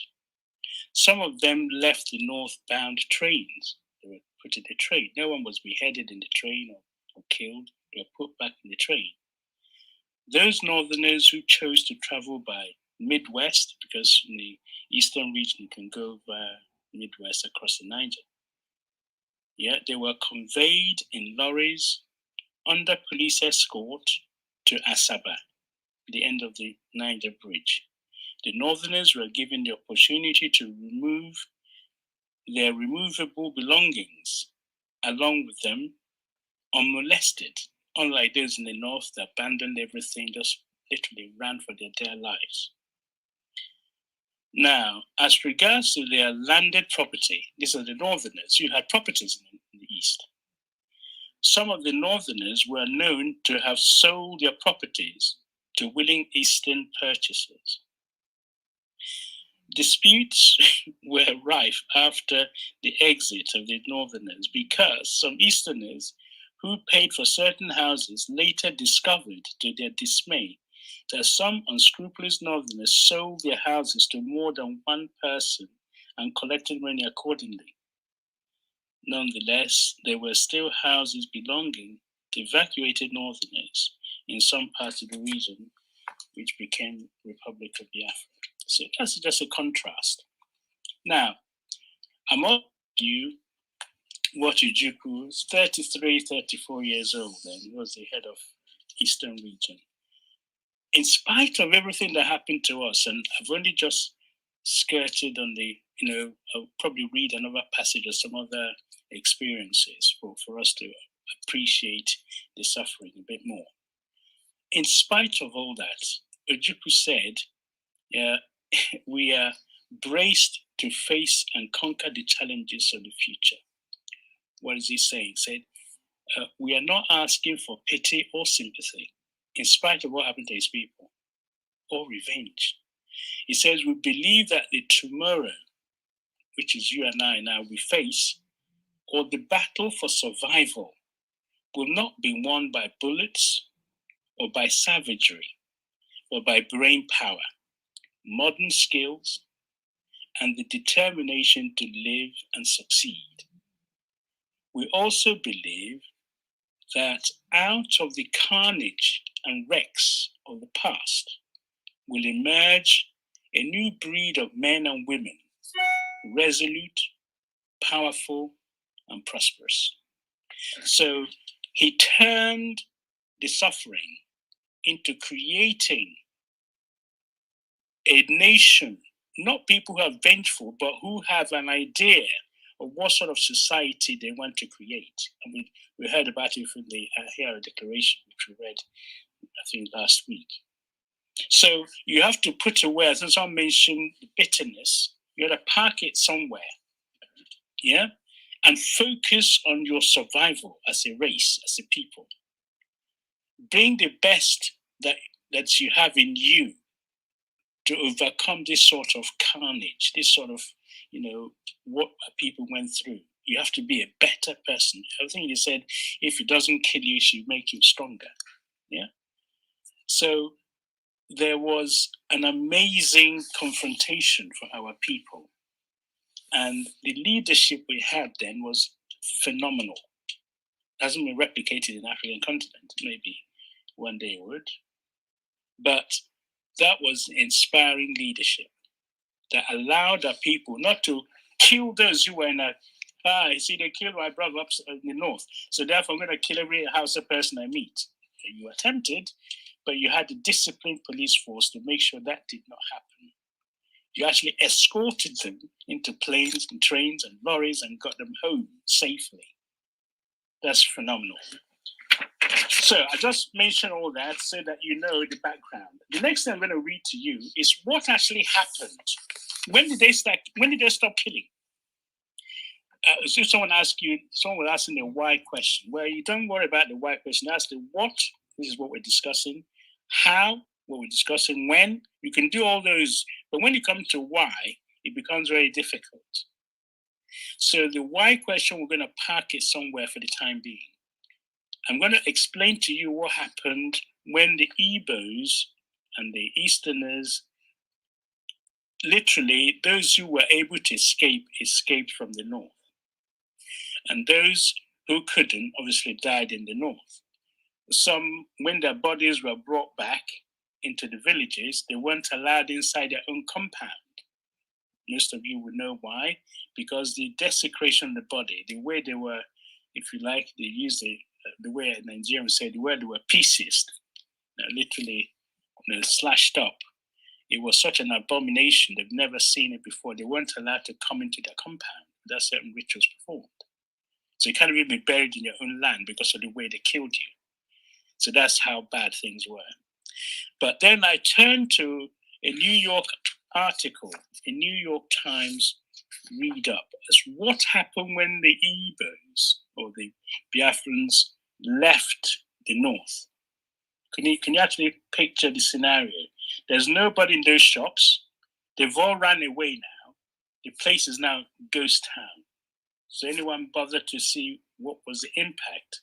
These Igbo people, this Nyamani that are taking over your jobs and everything, okay? What was the impact of their departure from the north? There's an article in New York Times.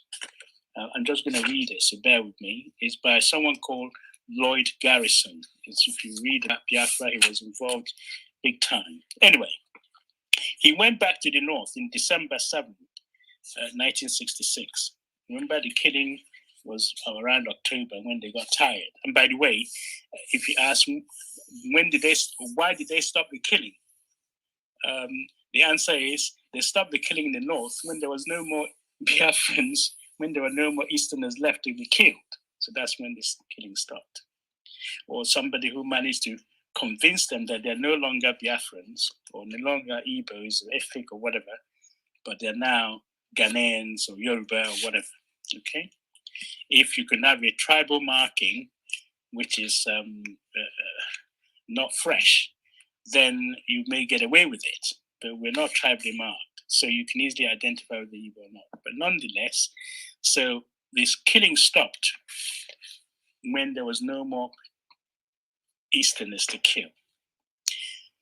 Now, before I read this, I'll ask you to remember, how come if 1,000 people suddenly descended in a village, in a town, you would need international assistance for the refugees? The Rohingyas told us when they left, they were chased out of Burma and came to Pakistan, they needed help. But you have 2 million people in the world densest populated part of the world, apart from Nile Delta, descended in the eastern region, 2 million human beings. How were they accommodated? They weren't in refugee camps. That's a remark. It's remarkable the type of human beings we are. That's really the best thing to say, because we're able to absorb our own. We took in our own people. We didn't need external assistance to help our own people. Everybody comes from somewhere, and they were absorbed. So it's very remarkable. Now, let me read to you then what happened when we left the north. The Sabungaris, what happened when there were no more Igbos there? This article came from the New York Times, and it dated 7th of December, 1966. So after the massacre, according to them in Kano, of over 2,000 Igbos in Kano alone, on September 29, 1966, the massive exodus of Igbos that immediately followed, New York Times correspondent Lloyd Garrison visited a deserted and desolate Sabungari North in Kano, the eastern Igbo quarters, and filed this report. So here we go. Outside the old city walls, in the Sabungari, or strangers' quarters, the houses were empty and the streets were deserted, except for a few stray dogs resting on the shades of a tree. The only sound was the creaking of house doors as they swung gently back and forth in the light breeze. Suddenly, a gust of wind blew several doors shut, and the dog, as if startled by a rifle shot, crouched. The sound left the dog trembling with fear even now, more than 2 months after the massacre of the Igbos in the heart of Nigeria's Muslim north.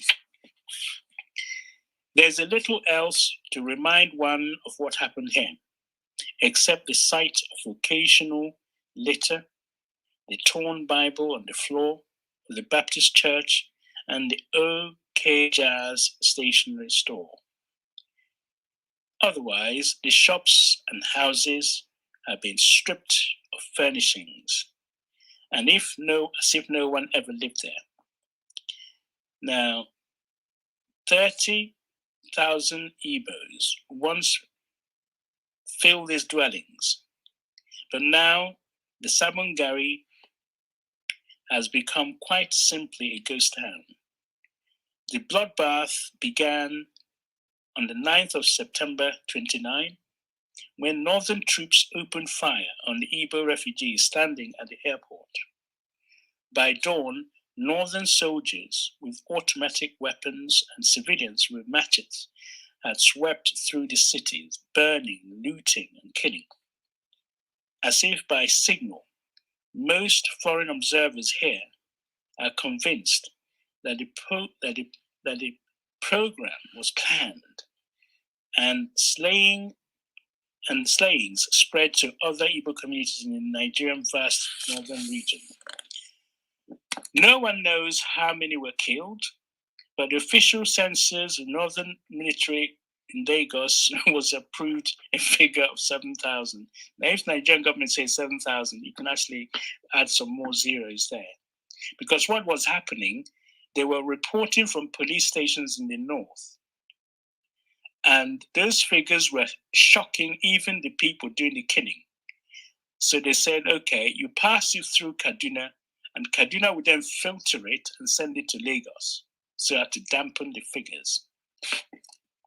Okay, so that's why they said they've approved the 7,000 in Lagos, but they're not in Kaduna to know how many actually killed. Now, this is considered to be a conservative estimate. Of course it is. Northerners here do not talk about what happened unless asked. And their response frequently include the comment that the Igbos had it coming to them. Now listen to the whys. Some samples will say they were too pushy. They took the best jobs. They weren't content to do business. They wanted to run everything. They called us backward because we were Muslim. But we were reading Arabic for centuries where they were still cannibals.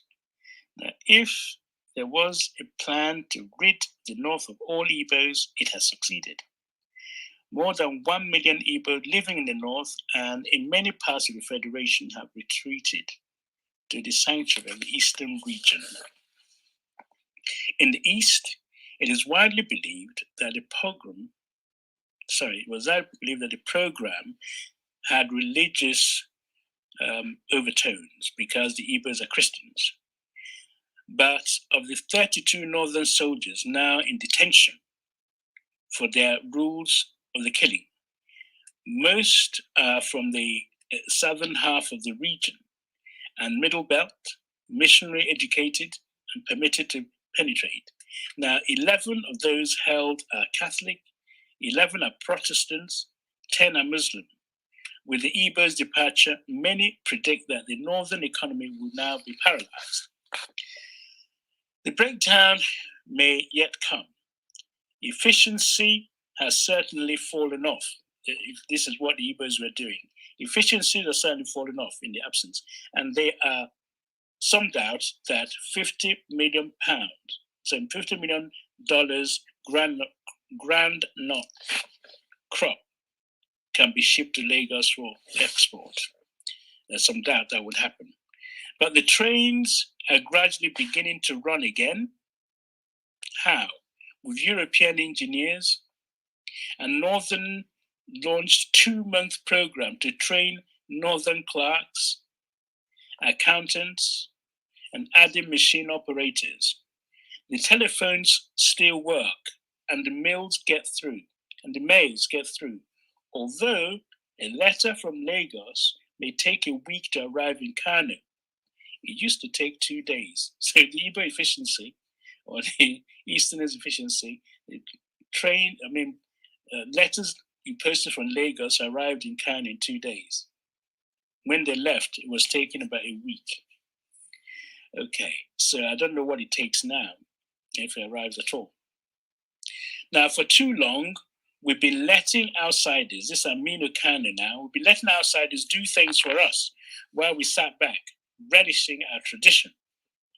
A former opposition politician, that's Aminu Kano, runs a small trucking concern here in Kano. Now we will have only ourselves to blame for not advancing into 20th century, but we must do it ourselves. So the issue here was the Igbos were doing everything. In their absence, there was a vacuum. They had to import people from Europe.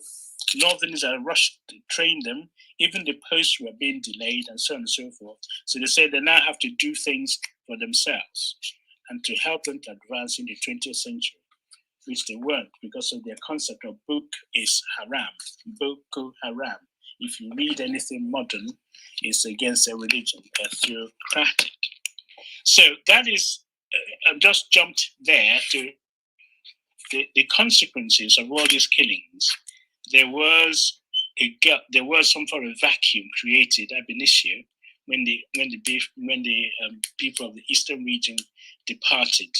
There was a bit of a chaos, which they now, if you like, some say good riddance, some they had it coming, and all sorts of explanations. But I mentioned that to let you know that the consequence of all this killing have not gone unnoticed. So I'm going to finish off by giving you some more issues about some more ways which they dealt with what they call the Opara brothers. I think the chap who was speaking earlier mentioned it. I think he anticipated that I was going to read about this guy who only escaped by telling the Nigerian soldiers that he's a Ghanaian. His name is, quite rightly said, Okpawa. His witness number 125. His name is Paul Okowa. So he looked every inch a Ghanaian, apparently. This was his saving grace. Gives a graphic description of what happened in Kano. I just read to you the person who went back to Kano, Sabongari. This is what actually happened in the Kano in October riots, they call it. He said, after the July incident, many Igbos in the north started to pack up to go. It was then that the remaining Igbo teachers in the primary and secondary schools were determined to leave Kano. Yeah.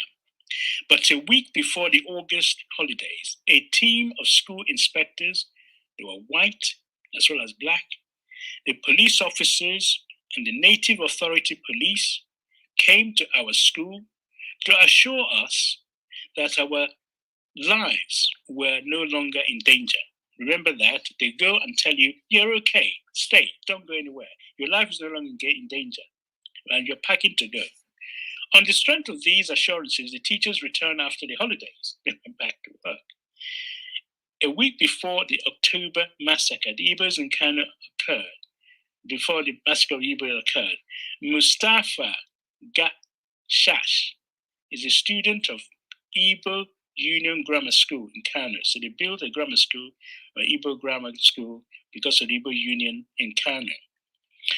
This guy met with Paul Okpawa and said to him that he advised me to leave Kano before the 1st of October because Nigerian soldiers and civilians were going to kill all the Igbos in Sabongari. So some people knew about it. And yet others were warning them to stay. Everything is okay, reassurance. Don't worry about it. So this guy said, I had no means of leaving since all train services between the east and north had been discontinued. They dismantled the trains, so you can't escape. The alternative was to leave by air. Now, during this week, my wife, my brother, my boy were with me. On Tuesday of that week, I booked accommodation for 4 of us for £132.60. Hi, these guys they had proper money in those days, by the way. To travel to the by air to Lagos following morning, Wednesday. When we arrived at the airport, the white officers and the northerners on duty told me there was no accommodation for us that morning and advised us to report at 2:30 p.m. We were told again, report again at 6 p.m. the same evening. Again, when we arrived, we were told we could no longer travel that day. The same thing happened on Thursday, Friday that week. On Friday evening, when the last plane had left the airport, I went to one of the northern duty officers and asked whether or not we would be traveling again. So he was making effort to escape, but each time there was no plane, no travel, no train, nothing. He assured me that nothing would stop us from traveling on October the 1st. They seem to know something about October the 1st.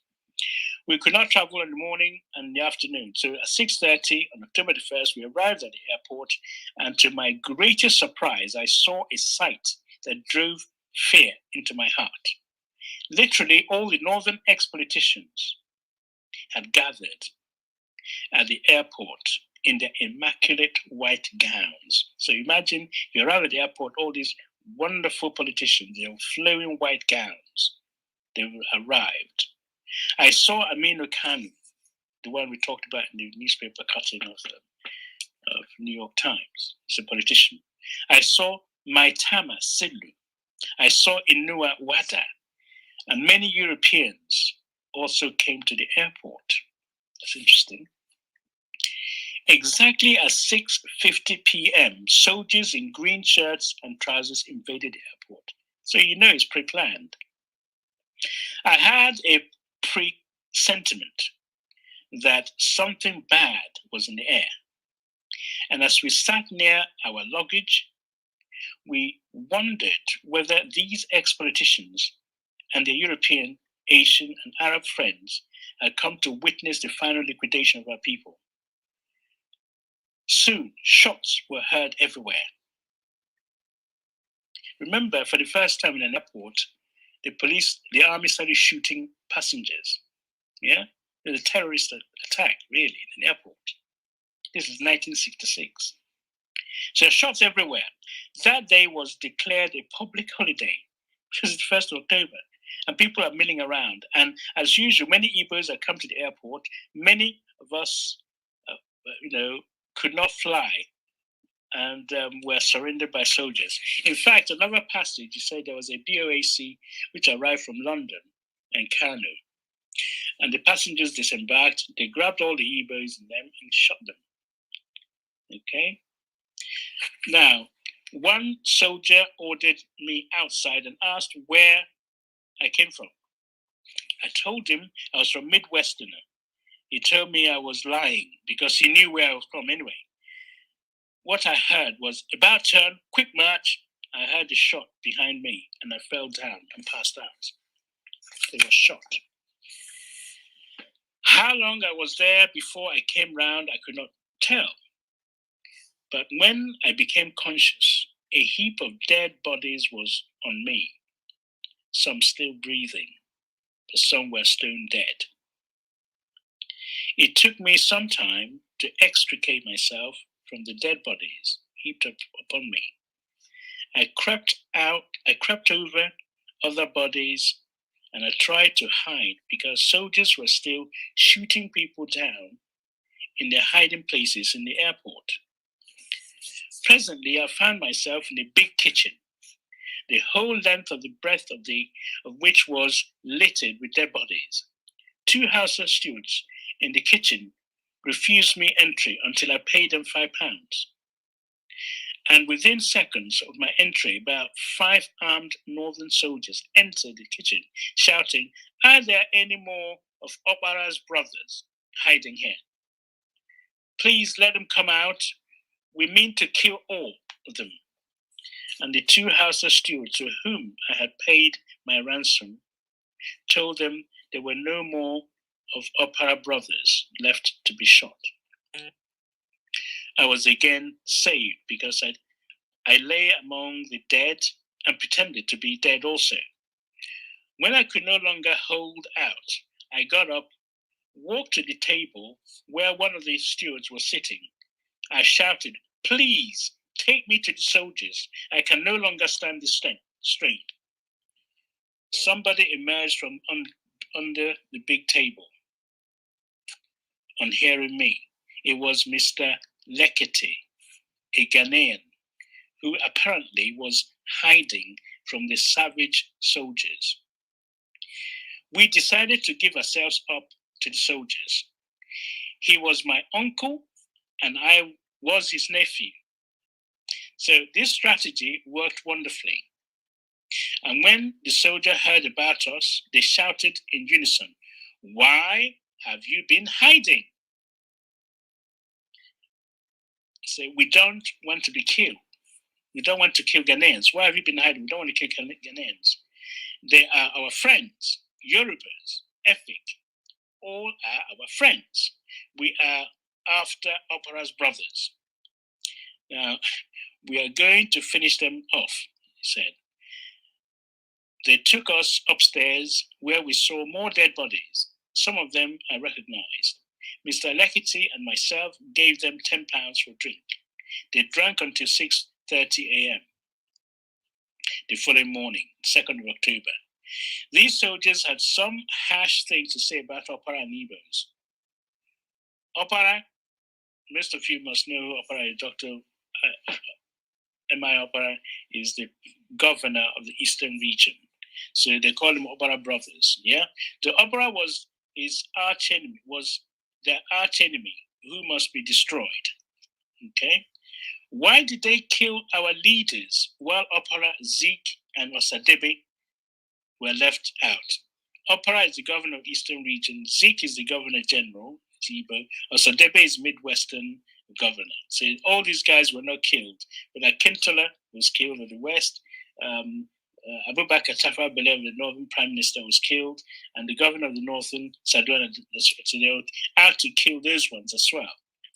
Now, Mbadiwe, they said, was the only Igbo man who would be spared in their march to the Eastern region.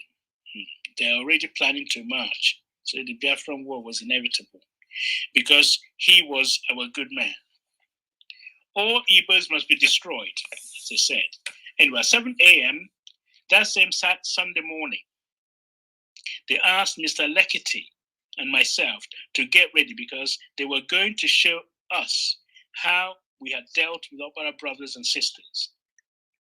They took us to the railway station in an army Land Rover, and there we saw a sight which I would never like to see again in my dying day. Over 700 men, women, and children had been mowed down. They had been killed while they were waiting for a train to take them to our region. A few of the children were still creeping over their dead mothers, shouting, "Mama, I am hungry," and went to drink. Some were trying to suck the dead mother's breasts and left them to suck on. It should be borne in mind that 3 days after the unprecedented massacre, it was announced over the radio, 3 days before this happened, it was announced over the radio, Kaduna Radio Fusion Network, that a passenger train would be leaving Kano for Eastern region on the 2nd of October, and that all those wishing to travel should report on the 1st of October at the railway station. So it was a setup. Over 700 Igbos packed the railway stations. This announcement was made by one called Mr. T. George, a senior train officer who incidentally is a native of Idoma. He was educated in Methodist College in Zakole. Okay, Zakole, you know, is near Umahia. So they used him to make the announcement so it would be more amenable to Igbo people wanting to escape. So they congregated at the railway station, and on the 1st, they met their death. He was a member of the Nasara Club, that's where they did most of the planning, and attended all the meetings where it was decided to kill all the Igbos in Ikano. So you go to National Club, plan it, and then you go on the radio and announce those who want to leave come to the station on the 1st for the train. And when they got there, they got mowed down. They drove us to local running ahead shed. So after they left the station, they went to a place called Local Running Shed. It was the same sad story of murder. All the Igbo workers who had reported for duty were killed. Next, were taken around to Sabongari. It was the same massacre of Igbos in hotels where they had gone to relax because it was a public holiday. All the hotels were literally filled up with dead bodies. In Sabongari, everywhere we went, we saw dead and dying Igbos. No tinge of compunction. No tinge of compunction ever touched the conscience of these soldiers who, on the night of October 1st, joined their civilian northern brothers to loot, pillage, and kill our kith and kin. After we had seen enough, they took us back to the airport where they continued killing those who were suspected of being Igbos. So it might be some people were killed even though they were not Igbos, as long as all they need to suspect you. So a further £10 from us reassured us that they were not in any way immediate danger, although one of them, soldiers, doubted my identity in particular. So he took me aside and asked, now, come on, in honesty, if I was really Ghanaian, I assured him I was, but I gave him another £5 more than into the bargain. I asked him to take me around to see more of Opara's dead brothers because the sight intrigued me. My motive actually was for asking him this was far from the being disinterested. On the contrary, I mainly wanted him to take me around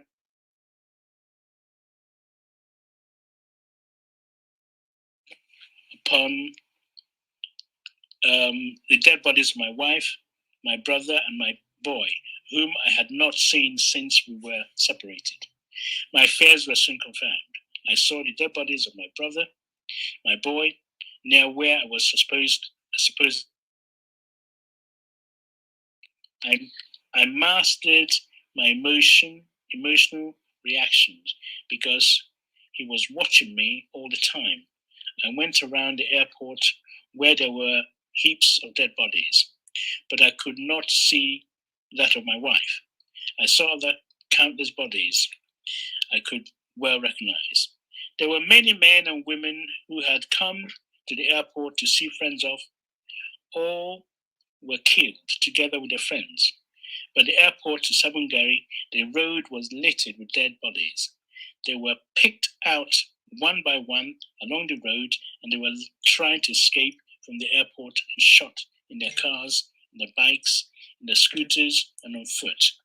Meanwhile, when these soldiers had worked through, the money we had given to them, Mr. Lekiti and myself gave them further £20 to allow us to remain in the airport since all the houses of Sabongari had been sacked. On the 4th of October, the soldiers informed us that they could no longer guarantee our safety.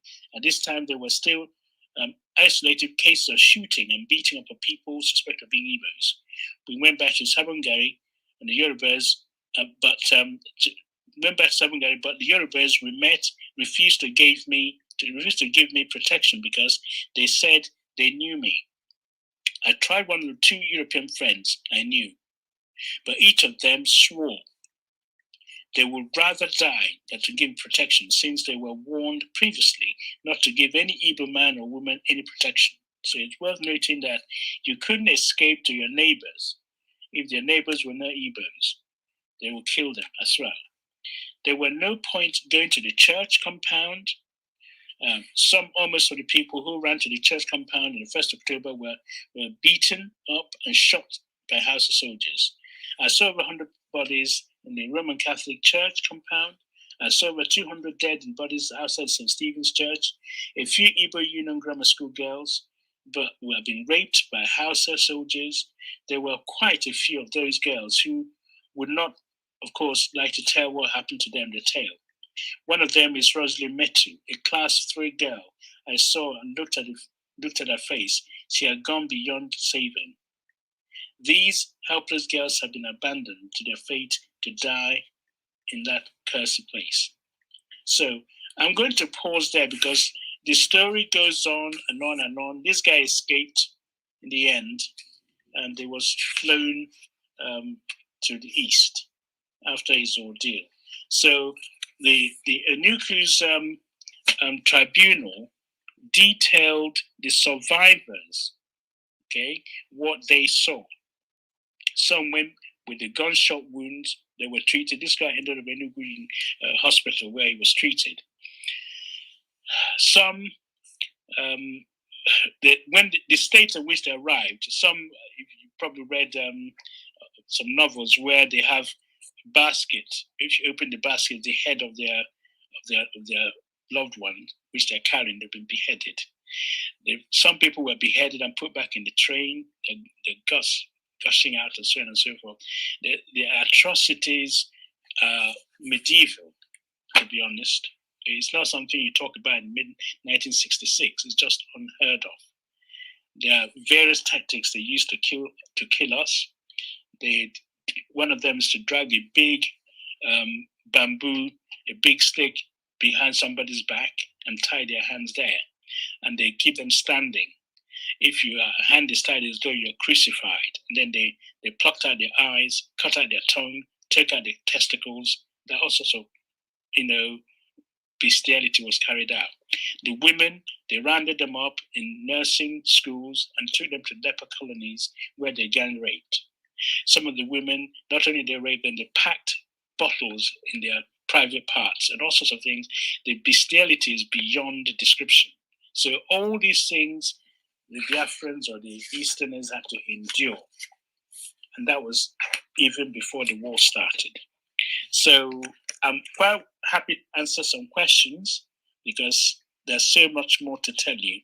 But as I said, there's a need to read, and I'm sure when Biafra comes, and it will come, this is a must read. Anybody who can read English must read this textbook of what happened to your people, because you've got to have a history. The Jews have the saying, never again. Ours will be Ozemina. And we must understand that if we allow it to happen again, then it's our fault. We must have the history and what happened to us and know how to avoid it from happening in the future. So Biafra wasn't about keeping your oil wells to yourself. It's about finding security from all that happened in the north. The primary trigger for Biafra forming is these killings that happened in the north, because you cannot trust the Nigerian state to give you security. 50 years later, nothing has changed, okay? And until we find security, we can't really express our talents on the world stage. And that is the search, and that is what, to me, Biafra stands for. We need to find security, because they kill you and pretend they didn't do it. They tell the world lies, and all sorts of things has happened. I don't know who could have read and understood all that happened to the Biafrans and insist that they become Nigerians still. They killed us to kick us out of Nigeria. They killed us to bring us back to Nigeria, and they're still killing us. And ladies and gentlemen, I better pause there for now. That's so much. Thank you, Dr. Justice. Wow, that was really, really in depth. And I'm sure a lot of people listening to this are hearing this for the first time. And it's a lot to take in, but it's an important story that we all have to know. So we can't thank you enough, Dr. Justice, for bringing this to our consciousness, for bringing this to the surface so that we can all understand the history. We'll take some comments and questions. I'm going to open the stage for people to come up. So just bear with me. If you're just joining, again, this is the Igbo Nation. We're talking about the 1966 Igbo pogrom with Dr. Justice Ukachi Lewis. The book or the report that he was reading from is called The Report of the Justice CGM Onyuke Tribunal. The title is Massacre of Indigo in 1966. So let's take some people. Please flash your mic if you want to ask a question or make a. Okay, I see Ugo, Gogo. Who else? Anyone else? Please flash your mic. Okay, Box, and then Mo. Okay, actually, sorry, Ugo. After Ugo, we'll go with Mo because Mo wanted to speak earlier. So Ugo, Mo, Gogo, Box, and then Max. Link, please. Yes, and Max. Yes. Okay, Ugo, go ahead. All right. Thank you. Thank you, Justice, for that detailed story. It only take a heartless fellow not to feel sober after listening to you. In fact, I've been boiling inside me since the program started. I would want to ask a question. Probably when you go again, when you continue with the story, to shed more light on the. I wanted to ask about the because I heard a story about people coming, cops being sent to the east in lorries, in trucks. A lot of them, and some who traveled and were stopped around the middle belt, the bushes that were caught, the massacre. So I would want some clarification about that, probably when you go again, when you continue with the story. Thank you. Okay, thank you, Ugo. Mo, go ahead, please. Thank you so much for the revelation in this opportunity. Earlier, I wanted to talk about a little bit of how I got to know about what our people went through, because it looked like our parents that went through all this, they didn't want their children to know about it. And it was a way of protecting us. When I got to know that Nigeria fought against Biafra and Nigeria won, I was rejoicing. And my elder brother gave me a dirty slap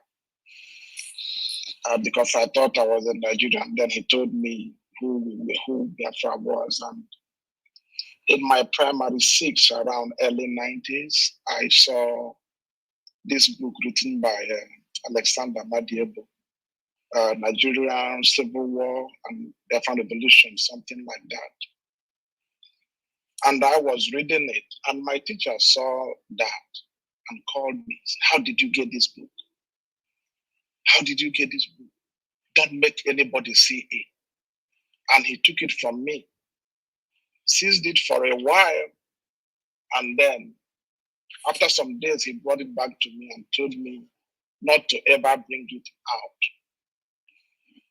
And I'm talking about early 90s. So, and up till this moment, if not for Masad and IPOB and all that, nobody tells us anything about this.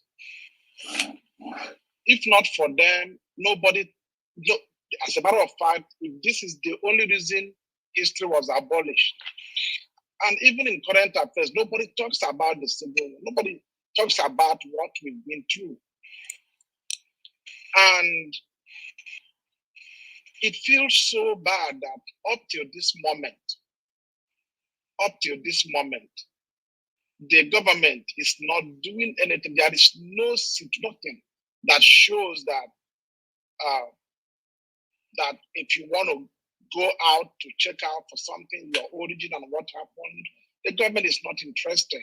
And that is why I commend this group, and I commend all that can come up with this kind of objective analysis, that even those who are doubting how the authenticity of all these suffering that we went through, our people went through, that with these authenticity that we are having, everybody will get to know for sure, even if they hold the government even if the government owns the educational system from teaching it in the schools.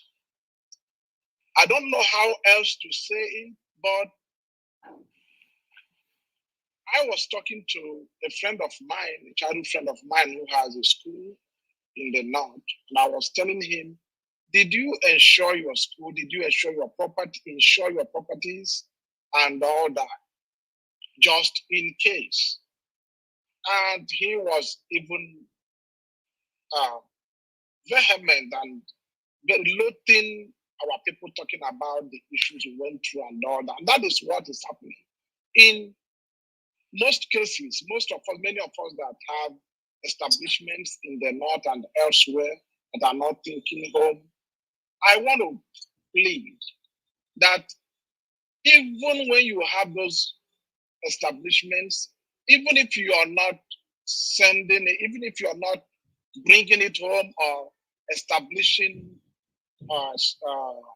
subsidiaries and all that, please insure your schools, insure your businesses, insure your properties, your land, and all that, at least in case, because all these things that doctor has read out and explained to us, you ask yourself, are they gone?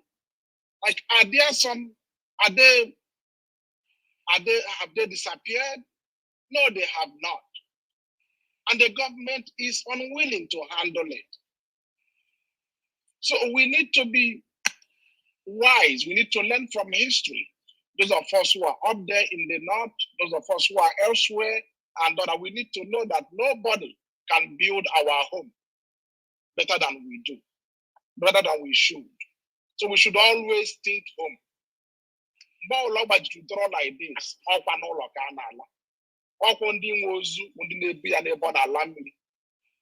so it is very disheartening. I got my lunch to eat, but I couldn't even taste it. Listening to this. So let us just do what we can to learn from history. Thanks. Thank you, Mo, for your contribution there. Just wanted to add something. It's quite concerning. Lord Mayo, I see you. It's quite concerning that the president of Nigeria actually mentioned something. He said, "We will treat you in the language that you understand," knowing that he was also part of that, the Biafran War. It's very concerning, and I think we really need to take these things even seriously. And I'm really glad that we are able to talk about this history here, so everyone knows. And it brings it to the consciousness of everybody. Okay, so let's take the next person. Was it Gogo? Gogo, you're going next. Go ahead. Yes. Try and keep it to under 2 minutes so we can get through, and so that Dr. Justice can go ahead. Right. Thank you again, Dr. Justice, for being here and for educating us through our own history. But this is what I wanted to say is first, just listening to all the killings that happened, in my head I was going, was this the war? Was there something that people did wrong, that the Igbos did wrong in the north? Was there something that they wanted them to do and they didn't do? Did they start fighting first? But all of these questions, I knew the answer to. There was nothing. I had to back channel someone, and just to poke myself again, was this killing as a result of a war, the Biafran War? The answer is no. So if you sat there and go, oh, it's the Biafran War and casualties will happen. These were not casualties. You lure people to a place and you shoot at random are not casualties. And honestly, like Chimi said, I need to pray because the more that I listen to this, not because I need to pray, not because I think the pain that I feel more so is not because of what happened or all the stories that happened, is how it's so in my today's world, it's so in today's Nigeria, where people will be shot at people will be killed, where you cannot trust the police. I cannot reiterate that enough. It's the same thing that's happening in Mali today. It might be a bit subtle, but it's still there. That hatred is still there for no reason. We see that even on Clubhouse. Like, I keep asking, what have the Igbos done to you? I don't understand it. I cannot wrap my head around it. And I always ask this question, what have we done? If you give me a valid reason, maybe you'll help me. I think the greatest thing that will help me to heal from hearing all of this is to see a better nation, is to see something different. Assuming it was different in today's world, and you tell someone, oh, forget about history, it's happened, it's past, then it will be justified.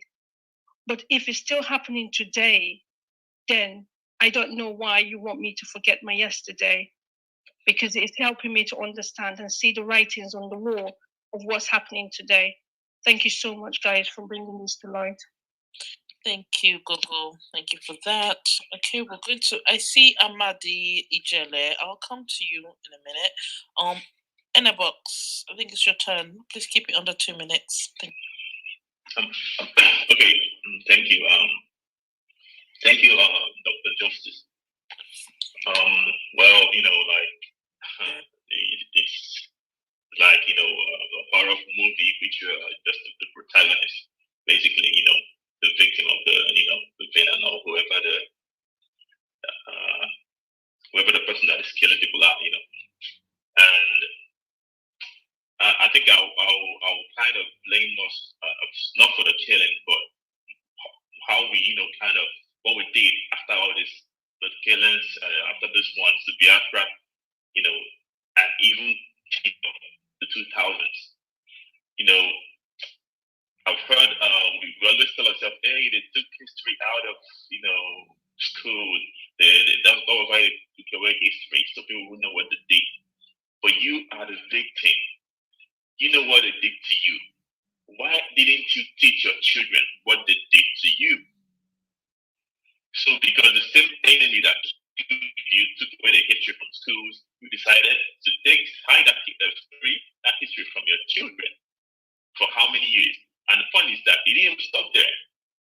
That one happened, then it went to the war, took 5 million people.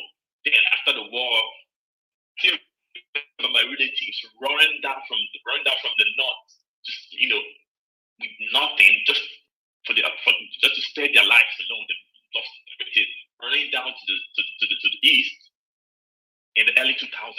In fact, I lost a big brother.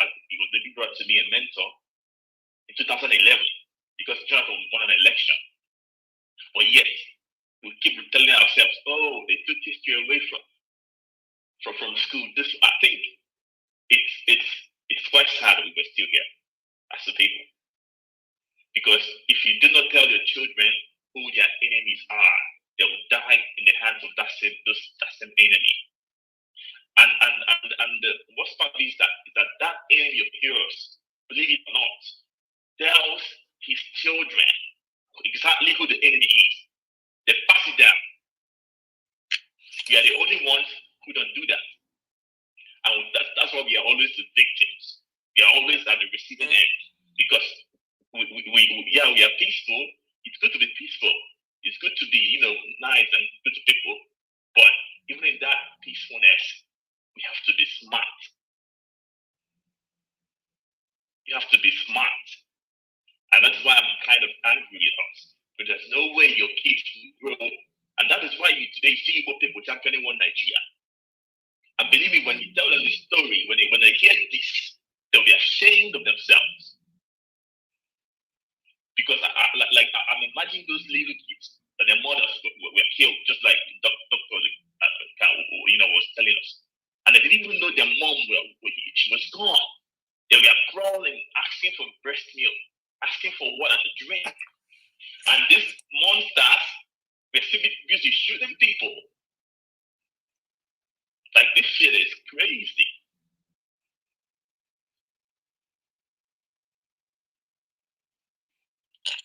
I'll have to end it because I'll have to end it, but we need to do better when it comes to telling our story, when it comes to, enlightening ourselves and, just you there. Thank you. Thank you. Yeah, painful history. But we must tell the history. We must tell the story. Before I take the next lots of, I think Amadi Ijele. I see Lord Mayor Omar. Yeah, but I'll come to you in a minute.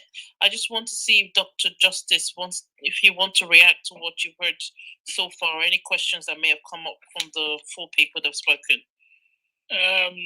Yes, a bit. There's a one about the Nigerian Revolution and the Biafra War. It's a very Madiebo, I mentioned his name earlier on, is the one who went to the north just to face this pogrom and managed to escape. And when he got back, they were doing the burial ceremony. He ended up being the Biafran commander in the end. He wrote that book, and it tells you the graphic details from one battle to another until the end of the war. What is from the book is Biafra was unraveled. So it's a book, again, when you finish reading the massacre, someone mentioned also, is this something we did wrong and so on? This is before the war started. This is just the killings. And the frightening thing about it, this was in 66, was 3 waves, May, July, and of course September, in 3 waves. Prior to that, there was the Jos killing, there's the Kano killing, not to mention the women war 29, and the people striking in Enugu Code 1947 or 49, I can't remember exactly. So there have been a series of killings, and they've been it. So the May, this 66 was such Igbos, if you like, the Nyamuri, a lesson, because they felt that the only time Nigeria will be safe is when there's no more Igbo person or people from the East in the Nigerian Federation. So kick them out.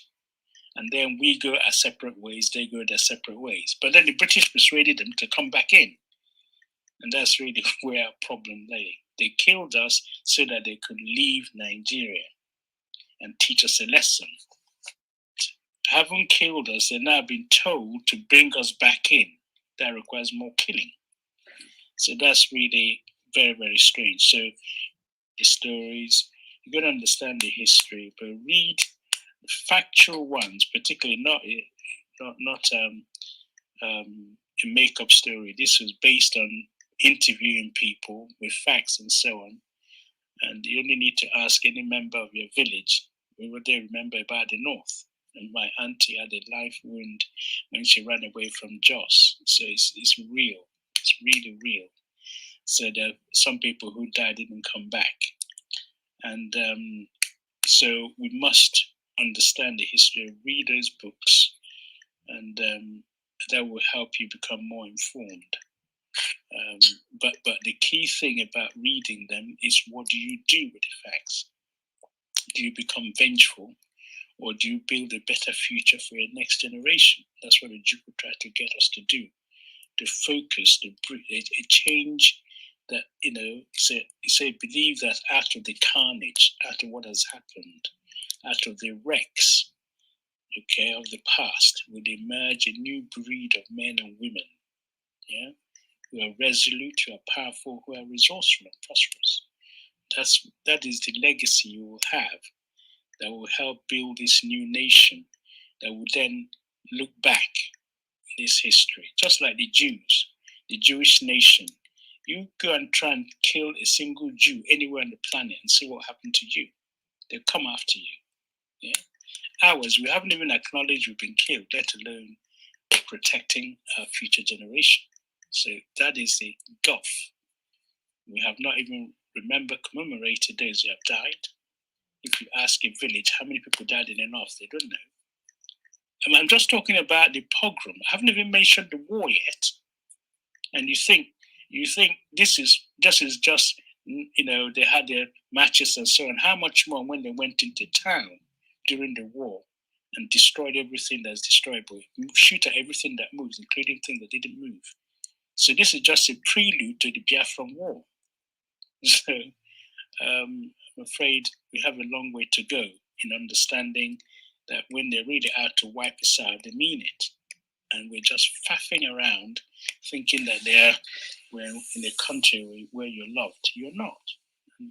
And they've managed to suppress the outsiders in thinking that you're one country, and anything to break away from the country to survive is a secession, called you rebel. I mean, what are you rebelling against? You want to live. That's your God-given, if you like, God-given right to stay alive. So there's a lot more we can talk about, but we have to understand the history. We're just beginning to unravel and scratch the surface. First, go through the pain, and then say never again. And then it will make sense. I'd like us to be telling the history after we have a stabilized, safe environment from which our children will learn. And I can understand someone said that they were reading that book, a very important book for every Biafran to read, about the war itself. And the teacher took it off you. I'll say to you, the teacher took it to read it for themselves before returning it back to you. So they will look up in the book and say, oh, Oweri sector. Oh, yes, this is what happened. Okigwe sector. Umahia, this is what happened. Oh, yes, Ozakoli. Oh, yes, this is what they did. So this is what happened in the north. We haven't even begun to read what happened in our own villages. So there's a lot more to come. Thank you. Carry on. Thank you, Dr. Justice. Right. Quick, so let me. Quick, can I add something? In the question, the answer that Dr. Justice gave. Okay, go ahead. Go ahead. Because someone asked if it made sense, if Justice Doctor can explain about the information of people bringing dead bodies back home to the east. Because he has seen works on that. Sincerely, if you check National Library, Lagos. It's not the last time. I think it was the 6th time I visited National Library, Lagos. There's a book, lots of pictures. There's picture aspect of writing history. Lots of pictures with little explanation on each picture. And the title of the book is Pogrom. So I told the librarian that I want to make a photocopy. He refused. He told me that whatever I want, I should write it down. It was prepared by Biafran government. Live taking pictures of Igbos that were returned, that came home, dead bodies that were returned through train. You see, the program they were not ashamed of sending dead people back home, because not only that they've killed us physically, they also want to annihilate us psychologically, of which they saw the Civil War, which was why, for me, one theory explains the Civil War, which I wouldn't want to start explaining. But in a layman's language, it is another pedestrian to actually annihilate the Igbo that they could not achieve earlier on. So that book will give you details of, if you see some of the pictures, let me tell you, you better just listen and don't even see it. Because if you see it, your heart will be broken. But it exists there. Then another thing I also want to say is this, because most time when you see even foreign written work on the Nigerian Biafran Civil War, or locally written work, you would see that they will always tell you propaganda. And most time, propaganda is mostly attributed to the Biafrans. Now, let me tell you one thing that I feel that we should tell ourselves. Because most time when you keep saying the same thing, before you know it, lies begin to turn to truth. If you check the word propaganda, you're going to see misleading or misinformation, things that are lies. As a matter of fact, it is historical factual that it is the Nigerian government that employed propaganda. Why did I say so? For instance, they tend to cover everything that happened about the pogrom. It's even the foreign journalists that wrote more about it, even before the local ones begin to give it attention. Apart from the Biafran government that put up pictures and the explanation how it happened, names and people, you would understand that anywhere they talk of propaganda, they put a Biafran children. They will tell you that, the Igbos during the war, they've used propaganda to propagate their vision, their mission, and whatever they wanted. But how can you term a reality, a propaganda. Children were dying by starvation, and the pictures is explaining the reality, but you're calling it a propagation or propaganda to achieve an aim. Whereas the propaganda is actually the Nigerian government that killed over 5 million, but is telling you, oh, is over 1 point something million. Now, just imagine what Dr. Justice said, which Dr. Onyuke also explained in his report. Nigerian government in Lagos accepted that 7,000 people die at the point when we had just telephone and telegram. Now, in Nigeria now, in a globalized world, over 79 people died in Lekki, and they told you it's 2 people before the panel report that came out. They said, Lagos State government said it was 2 people. I'm quoting Sonwolu before it was booed and panel of inquiry was set up. Can you imagine what we have in our hand now with pictures, videos, and government came to say 2 people? Imagine that same government that accepted that 7,000 people died. However, in 1960s.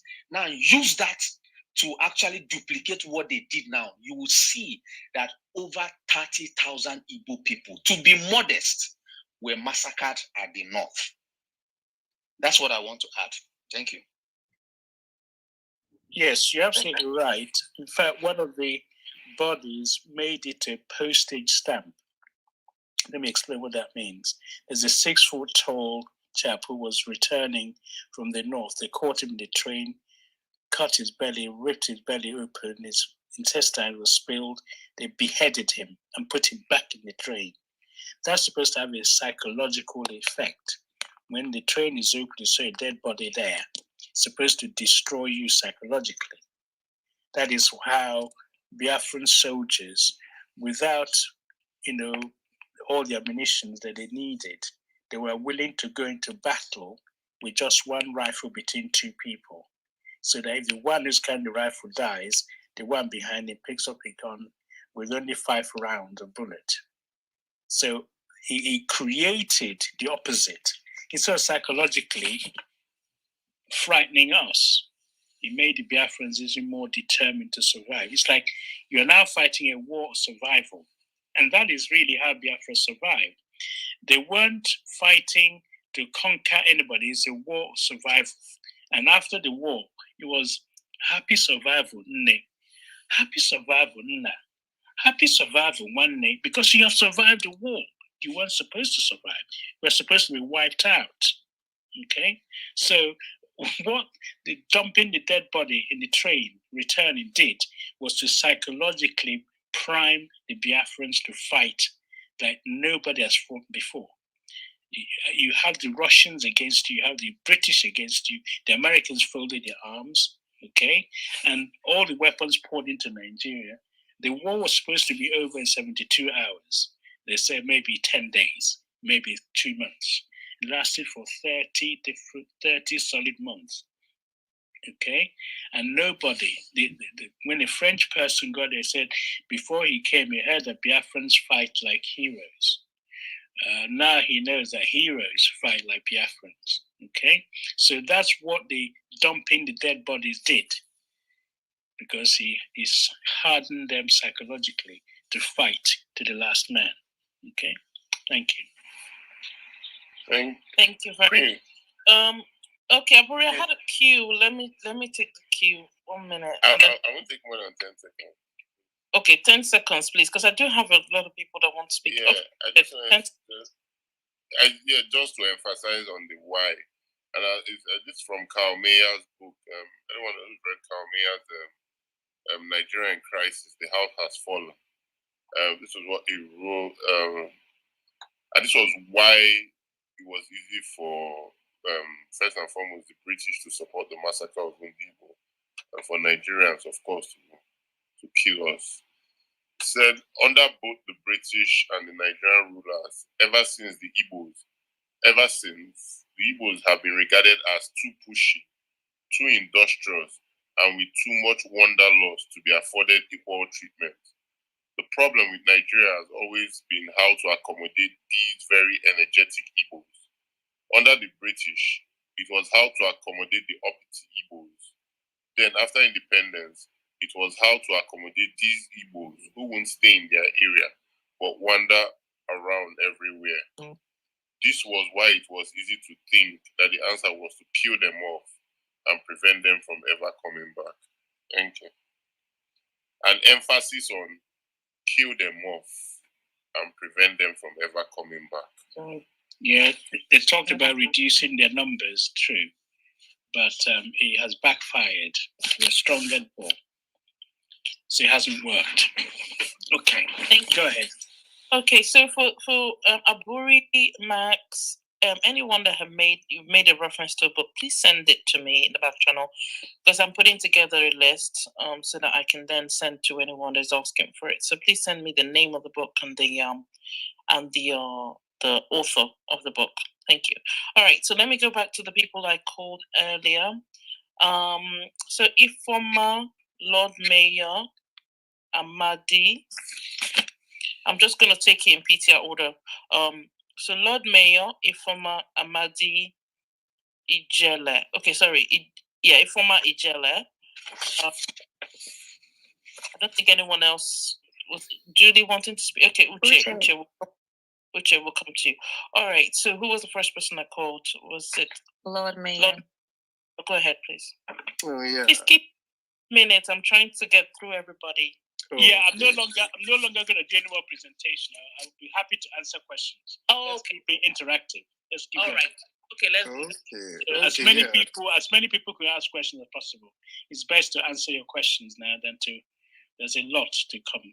But I'll be happy to entertain your questions. But keep it short and sharp so we can have more people answer. Yeah, go ahead. Okay, yeah, I just wanted to add more on the program part, because I kind of had a project about this thing. To be honest, if you want to take time to read about it, you should be mentally prepared. Even Chimamanda, when she wrote her book, when she made her movie, Half of the Yellow Sun, when she was interviewed, she said she had problems, like for nights, mental issues while shooting the movie. If you want to get a clear picture of what happened in the airport, if you watch that movie on Half of the Yellow Sun, you would see what happened in the airport, where they took out people's passports, checking if they were Igbos. And once you see that part, that was just how it happened. So it's very, very stressful. And whenever you read about it, you just need a very, very strong spirit of forgiveness to actually be mentally okay. And if you're asking the cause, I heard when they said, oh, they killed the leaders and all. Funny enough, the Eastern region was relatively peaceful before January 66. So it wasn't that, oh, they had to kill someone from the East to make everything right. Or so there was no problem in the Eastern region.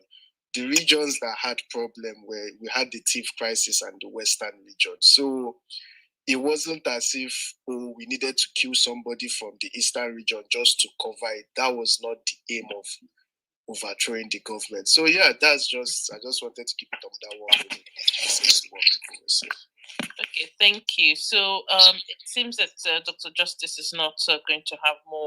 Yeah, just quite interactive. Let's just talk. So, please, Dr. Justice, just check the back channel. I sent you something.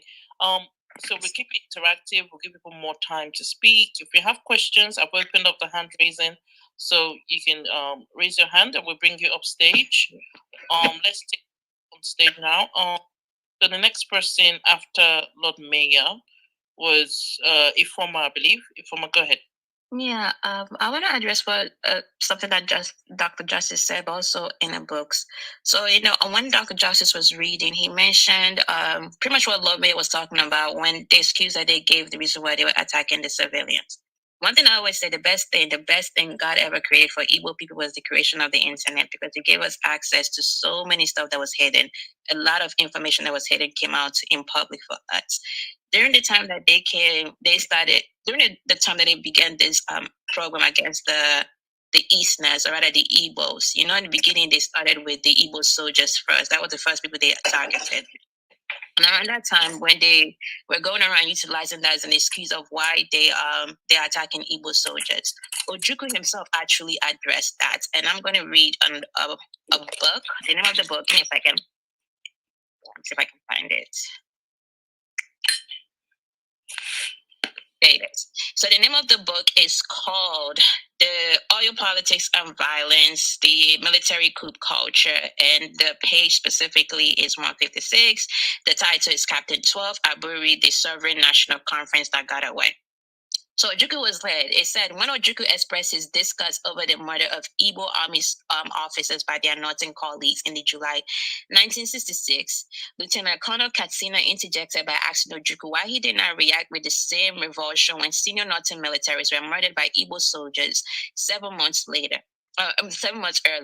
Ojukwu reasoned that in January 1966, soldiers from every region of the Federation, Nzogo, Midwest, Ifejuna, Eastern, Ademoyega, Western, Abera, Northern has staged a coup which soldiers and politicians from every region of the Federation, Akintola, Western, Belewa, Northern, Unuwe, Eastern, and Koti, Ebo, Midwestern. I apologize if I'm butchering this name, I suck with names, were also killed. When Northern soldiers staged a revenge coup in July, soldiers from one region only, North, the Juma, Motala, Martin, Adamu, etc., signaled out soldiers from one other region in the Federation as their target, Eastern, Okoro, Agwini, Iran, Sain, etc.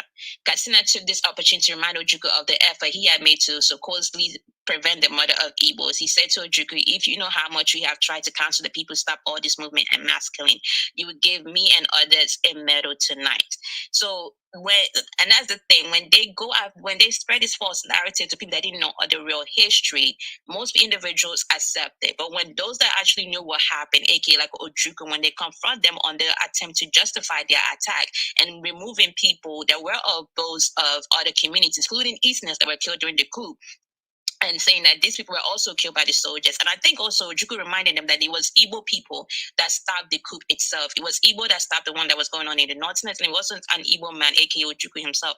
I think he was the one that stopped the one in the west, or was Ojukwu the one that stopped in the north? Someone correct me if I'm wrong. I can't remember. It was Aki runs to stop the one in the west. Okay, so Ojukwu stopped the one in the north. So it's the other one. Yeah, so Ojukwu was also who reminded him that it was Igbo again that stopped the coup. So it's very ironic that they're accusing Igbo people of being these hateful people, but it was Igbos that, for one, stopped the other Igbo people for attacking, and they were Igbo people that were also killed during the coup. And the coup itself consisted of every federation, every people within the region, both North, West, East, and Midwest. So it's ironic for them to be accusing just Eastern alone. And they didn't have any justification on that. They literally just used an excuse of, well, we tried to stop the fight. If you knew the amount of attempt we tried to stop people from killing Igbo people, you would have given us a medal. So it shows you that they knew what they were. It was a planned out coup. They knew what they wanted to do. They created a story to go along with it. That's why they attacked the Igbo soldiers first, because they knew Igbo soldiers would have prevented them from killing the civilians. So they attacked the soldiers first, then went after the civilians, and then created a story to go out against that. And the Igbo soldiers, since a lot of them were killed off, a lot couldn't actually speak out on their attempts by the Northern soldiers in trying to modify the history and justify their attack and the civilians' attack. And I wanted to also address what Annie Brooks said when he said a lot of our parents did not share this history.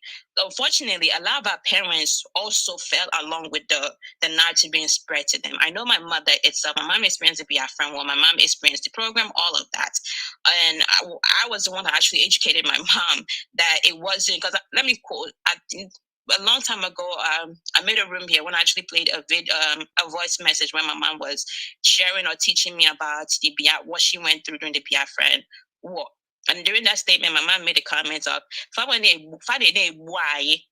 marrying the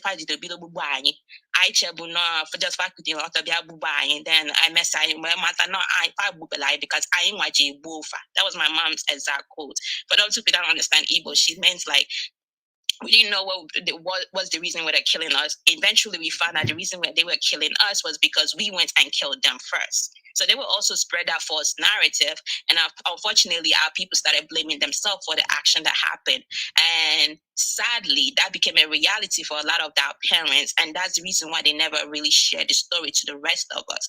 Unfortunately, they weren't as lucky as this generation, in my opinion, that had access to a lot of information that's hidden and is coming out now. And this is the reason why we ourselves are teaching it. It's not our parents didn't want to teach us, it's just they didn't have the access of what we had, that we have nowadays. And on top of that, I think also a lot of the Igbo people are very strong-headed, because if you know about Abacha, not Babangida's wife, she's from Asaba. And I remember my cousin was telling me that when Babangida was actually trying to, when Babangida was trying to get married to this woman, everybody in Asaba was against it, including her parents. But she was, despite the parents were telling her not to marry this man because of the Biafran, or because they contributed in what happened in Asaba. She was so strong-headed against it. She wanted to marry this man, despite they were telling this man, these people are not your allies. These people killed us. These people murdered. These people committed massacre within Asaba. But she didn't listen. I still ran ahead and married someone within that community. So I think also that strong-headedness of Igbo people played a factor in a lot of us forgetting, not knowing our history. We just didn't listen. That's my perspective on that. And this is the fun one. I'm done talking. Thank you. Yes, well done. Most of the thing you said is correct. But this business about they killed us first, well, they have to explain what happened in 1953. Who did we kill in 1953? That was before the coup. Who did we kill in 1945?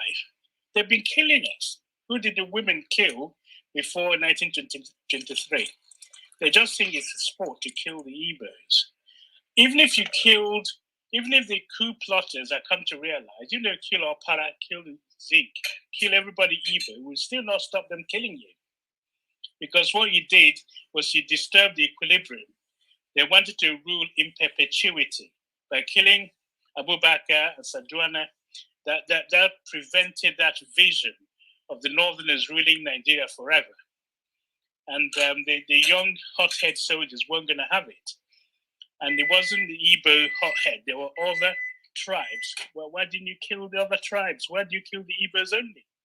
So all this argument about we killed them first, it's not right. It's just a misnomer, and it doesn't hold water whatsoever. So, okay, so you killed them in the north and chased them out of the north. Why did you then come to the east to kill them more? Have you not stopped? When are you going? How many more are you going to kill? You're still killing them now. Yeah, 50 years on.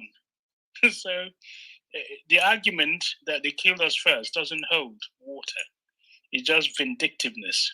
Anyway, carry on. Next person. Thank you.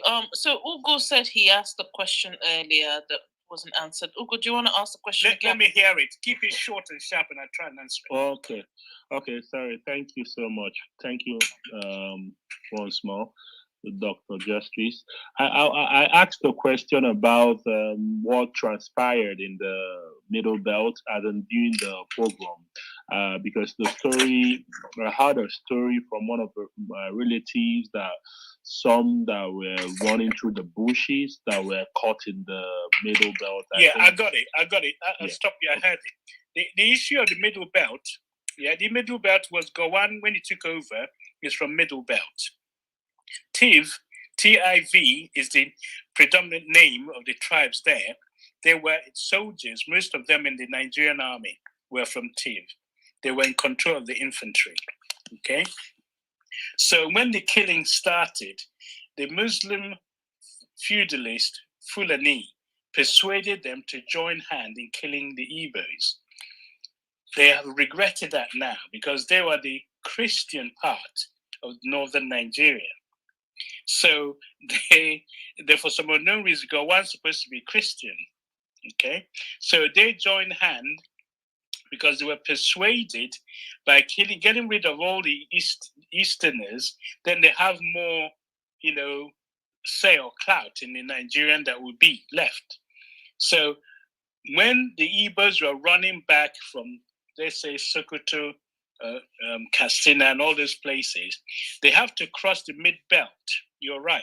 So the train was stopping at a place like Maiduguri, Uturupo, And then when they come out, instead of these people defending them, they had a final chance to kill as many Igbos as possible. So they were joining in killing people. In fact, River Benue was where they're dumping the bodies as they're trying to cross, because when you cross River Benue, and you're now heading towards the east. So that river was the place where they're dumping the bodies, throwing them off the train.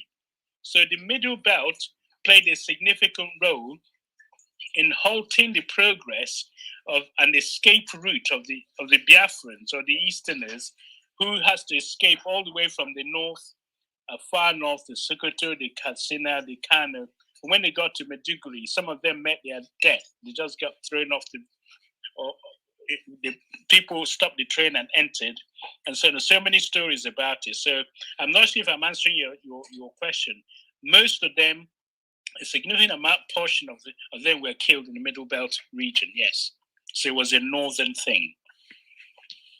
Okay, I'm not sure if I've answered your question. Go ahead. Yeah, thank you, Dr. Justice. Good. Is that answered for you? Yeah, it's okay. Yeah, thank you. All right, so next person is Ijele. Ijele, go ahead. Okay, good evening, and I hope you guys can hear me. So before I ask my question, let me say something. Now, all those people joined in killing Igbos, people from Jos, people from the Middle Belt, and everybody's paying for it now. They're not sparing anybody.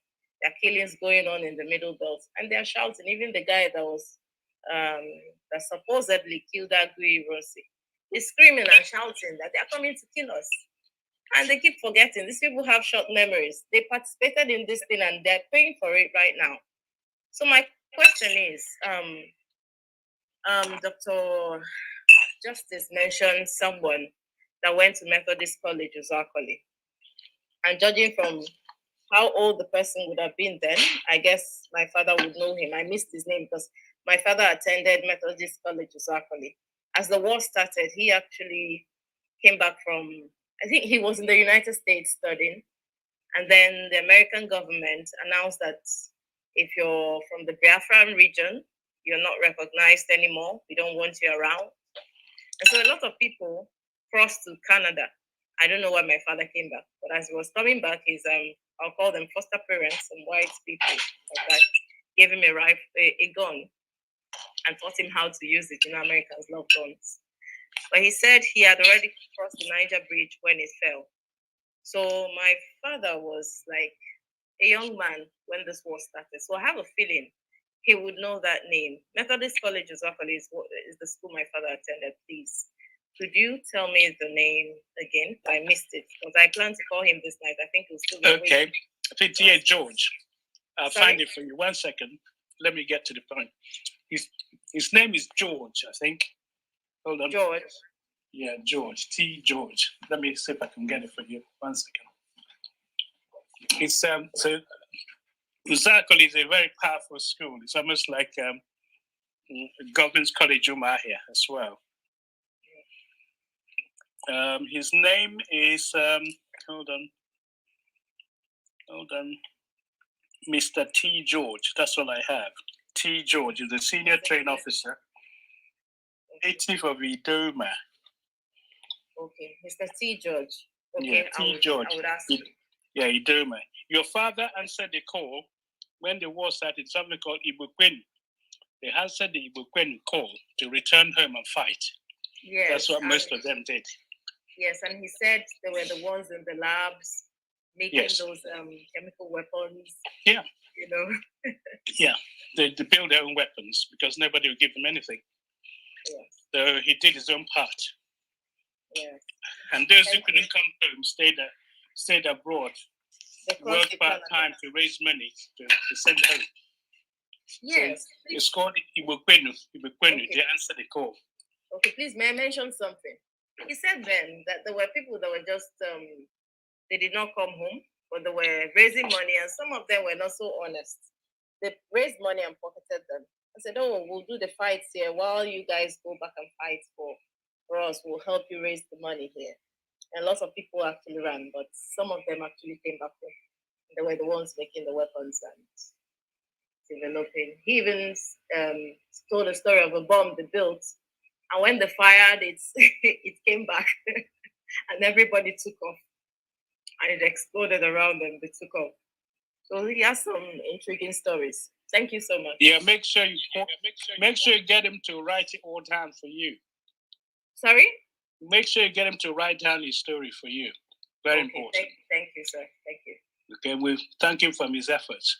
There are those they gave money to go and buy weapons. They came and used it to buy houses. You get traitors in every situation. But anyway, carry on. Thank you. Thank you. I was just gonna say to Rijele, the story that you have there.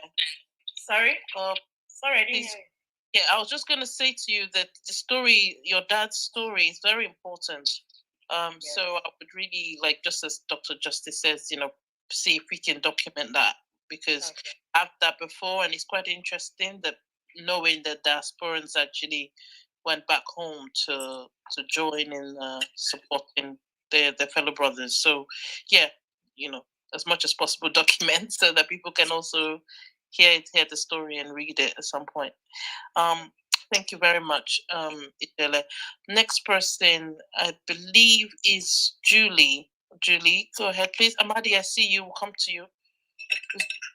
Julie, are you there? Okay, let's go to Amadi. Can you Amadi. hear me? Yes, Hello? we can hear you. Julie, go ahead. Can you hear me? Okay, thanks very much, Dr. Kachi Louis. This isn't the first presentation of yours that I've attended, and it's been excellent. So the first comment I wanted to make is that our parents didn't tell us anything because they just wanted to put their heads down and get on with life the best they could. At least my parents didn't tell me anything. And in so doing, they never passed on recent history to us. And without recent history, we can't learn. So I've always asked myself, what did the Igbos do to the British as well? And I think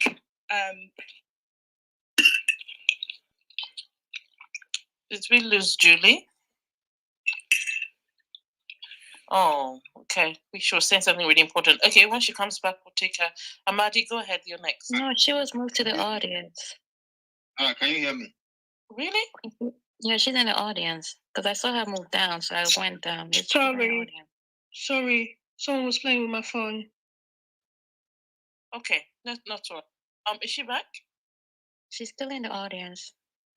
Julie, please raise your hand so I can bring you back. I'm trying to find her. You can bring her up back up. Yeah, I'm trying to find her. I can't see her. Julie, raise your hand. I think that must have been a mistake. Okay, I can see you now. So I've just sent you an invite. Please come back up so we can hear what you had to say. It's very important. Go ahead, Julie. Thank you okay, for can coming. you hear me now? Yes, we can. Go ahead. Okay. So I think I was talking about the British, like what did the Igbo people do to the British? So I think Igbo people put up the fiercest resistance. We were very blunt. When we met up with the British, we were like, we're not having it. And then obviously there was a fierce battle and the Igbos got obliterated. And even after that, when we settled into life under colonial rule, we continued to fight them, and we fought them for, I think, 31 years. And you can all Google this. This is called, I don't know if I'm butchering the name, but I think the name is Ekumeku. And what happened was after they destroyed the Juju in Arochukwu, all the warriors just went to Anyoma. They formed a secret society. They would give each other signs, and they just put up this fierce battle, and that went on for 31 years. And the only reason that stopped was because of the missionaries, because at that point, people decided that they wanted to move up in the world, and the only way they could move up in the world was to adopt the Christian religion, which meant we lost a lot of our culture. But they adopted the Christian religion, and they learned to read and write, which obviously horrified Lugard and the rest of them. So we learned to read and write, which meant that we understood the way we were being governed. And quite frankly, the British were not happy about that. And so what you have to understand is that Nigerians don't understand the amount of bloodshed that has been shed for that country is unbelievable. It's such an unimaginable scale. It really and truly, you can't hide away from these facts. Just bury yourself in it. Just get to know what's happened, because the only way that we can move forward is if we keep on learning more and more about our bloody history, and it is very bloody. So the other point to make is that the divide and rule was profound, right? So for instance, every time they fought in the South, they used mercenary soldiers from the North. So we were bred for hundreds of years to hate each other. When they fought in the North, if they couldn't have soldiers from the South, they would get mercenary soldiers from places like Freetown, Liberia, that sort of thing. And if they fought in the North, they were very, very careful that they would take on one emir at a time. So we have no chance, absolutely no chance. So that brings us to today. So at some point in time, we've all probably heard about the winds of change in Africa. The British knew they had no choice but to let go of the colonies they were holding on to. It just wasn't a done thing. So what did they do? They let go of Nigeria, but there's a sting in the tail. And the sting in the tail is that they want our resources, which they continue to control till this day.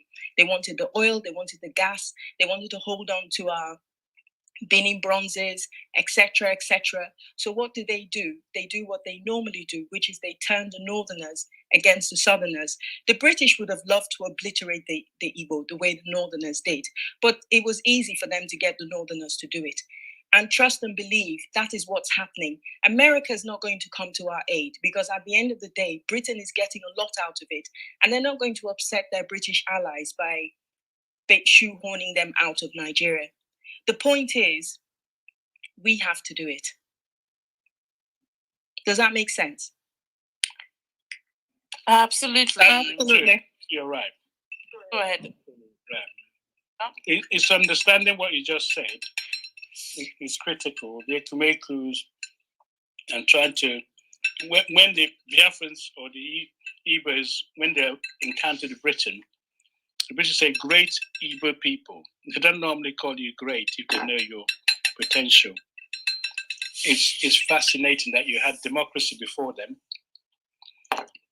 Nothing passes you without you discussing with your village people.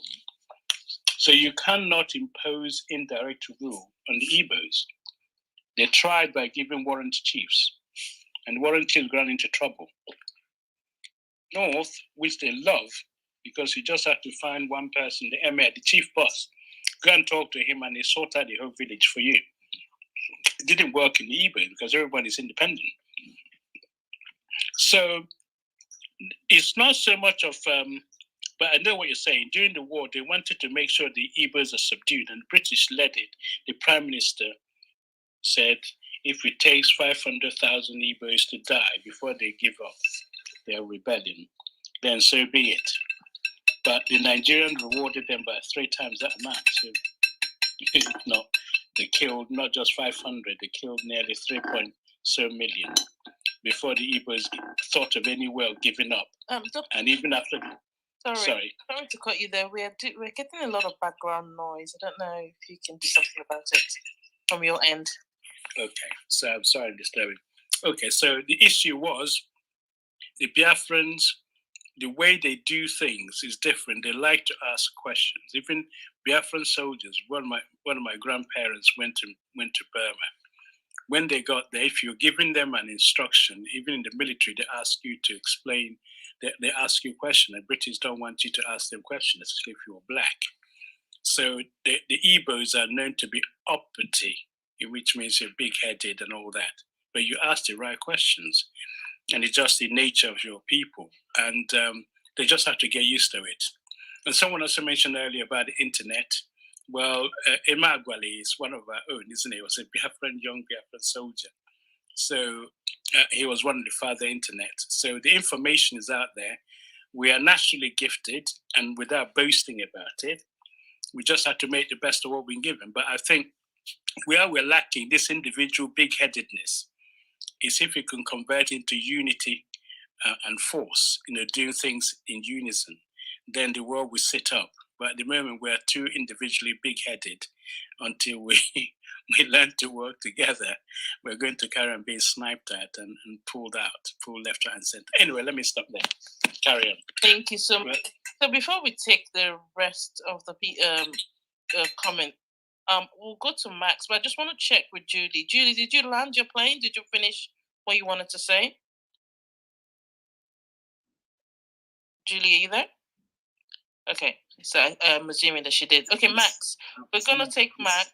Amadi next, Max. Amadi, we'll come to you in a minute. I just want Max to react. Max is a historian and he's working with Justice on this conversation. To let him weigh in on it, and then we'll come to you, Amadi. Max, please go ahead. Thank you. Okay, I'll make it quick so that someone else can talk.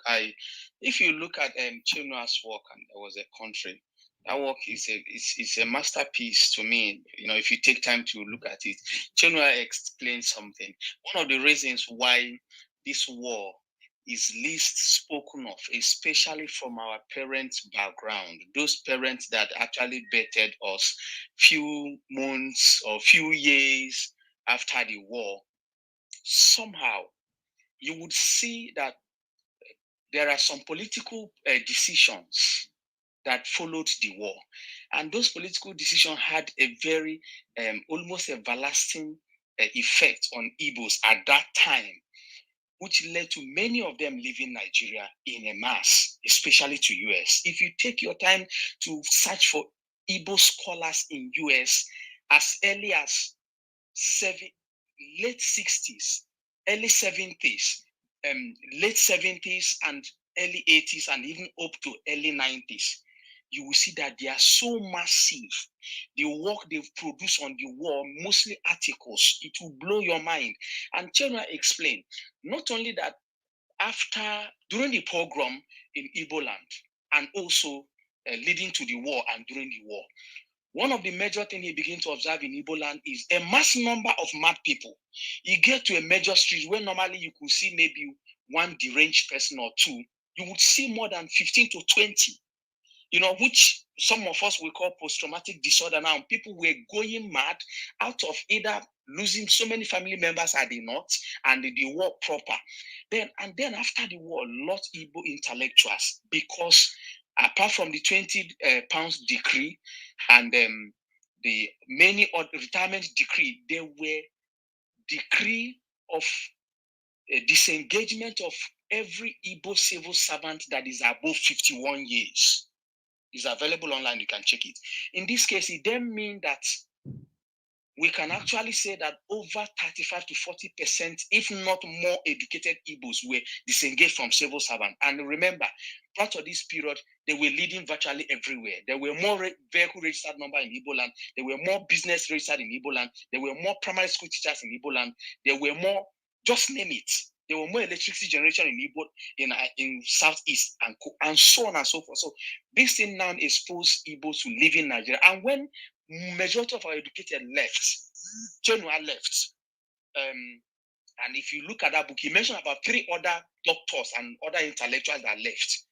What are we left with? We are left with basically an average Igbo society. They were actually hungry for business to recover. People are not interested in the history about the war. People are just interested about survival and so on and so forth. So you could find out, and also Nigerian government played a part, because things don't just happen. There are chains of multiple reasons things happen. And like I always say, they love killing multiple birds with one stone. If you remember when they killed Kensaro Wiwa, they removed his book that was used, A Forest of Flowers, was a literature for SS3 students in Nigeria. When Abacha killed him, melted his body with acid, he removed that book from the curriculum because he wanted totality of eradicating anything that had to do with Saro Wiwa with Nigerian educational history. That was the same formula. They've only known that formula from Igbos. They did it on Igbos. They learned it from the Nazis. The Nazis also learned it from just the same Germans, actually. So it's not a difficult thing. And the British, like someone said here, some of us might not like it. They are very dangerous people. And there's no war that America has gone to that British did not join. Hardly you see British go to war that America don't kind of give a support. And so at the end of the day, it's going to be us. We're going to find a way to do it. We're going to find a way to just love an average Igbo person when you see such a person? Come on, you guys are, everybody here, if you are Igbo, you are a haunted person. Let me tell you one reality, which doctor mentioned here, because they are still killing us. The totality of Igbo land, I mean, excluding the West Niger Igbo, let me just talk about the East Niger Igbo, for instance, is smaller than Kaduna State. It's far smaller than Niger State. It's far smaller than Borno State. It's far smaller than Sokoto State. And on a moving vehicle, you can move from the end of the Niger to the other part of the Niger State if there were no insecurity that we have today, within 3 hours, 20 minutes. But in Enugu State, for instance, which is the largest state among the 5 southeastern states, you cannot move from Oji River, which borders Oka in Anambra State, to Nsukka, which borders Benue on the other side. You cannot cover this space for 4 hours, 30 minutes. Why? The road is so bad that forest and bushes is more appealing to vehicle than the road itself. Then, military, police, and navy checking points between Oji River and Nsukka is more than 56 of them. And every day they kill Igbo youth, Igbo people, burn their houses at will. As I'm speaking to you, it's not a news that is peculiar to a particular media. Everybody knows about it. So we're still being killed. We're still militarized. They still don't believe that Igbo should still remain a race that is in existence. And this is what we ought to know.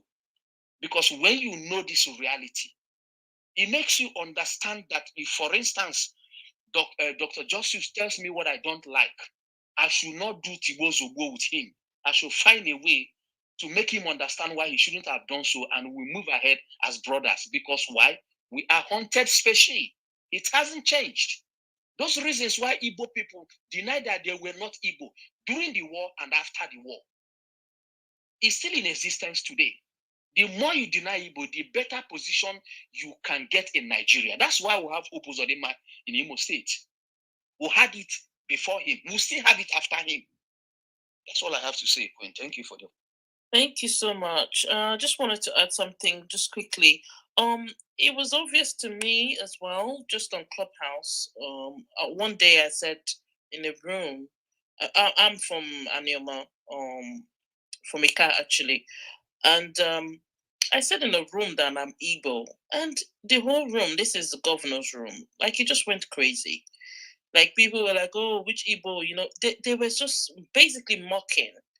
And it's crazy that someone else can come in and say, "Oh, I'm Yoruba," and it's not an issue. But the minute you say you're Igbo, they have an issue with it, especially those of us who, you know, are in the western part of the Igbo land. So it's interesting that this narrative, you know, even plays out on Clubhouse. You know, but it's important that we have this discussion. I'm really grateful to everybody that really participated here, and Dr. Justice and Max and everyone else. That the more we talk about this history, the more people understand and people recognize where this thing is coming from, and also challenge their own preconceived notions about Igbos, and to also ensure that they don't accept and begin to behave in that way that Nigeria want them to behave towards the Igbos for no reason. All right, so I'll just take a few more people. Let's go to Amadi. Amadi, I know you've been patient, so thank you very much. Go ahead. Can you hear me? Yes, we can hear you. Go ahead. I want to thank the doctor for this presentation, and especially our sister Julie, because most of the times it's like we are forgetting the substance and beating the shadow. It's like we are on the road. A man with a dog. This man has a chain on the dog. All of a sudden, the man unleashes the dog, and the dog is biting somebody. We don't go alone punishing this dog and forgetting this guy there. Because if you see what has happened from what doctor had, I'll keep on jotting notes. The history he gave is very logical, but I keep on seeing holes. He repeated the response, like more like games Europeans are playing with minds of both Northerners and Easterners. I keep on seeing holes and holes and holes and holes here, because they are still in the North, they are still in the East, in form of using this, their spies, they call missionaries. What I see here is just a game written somewhere, and they place this young rational youth, and they are executing this plan. Because I don't know the reason why they should kill our people. Normal thing to do is retrieve our people, kill back.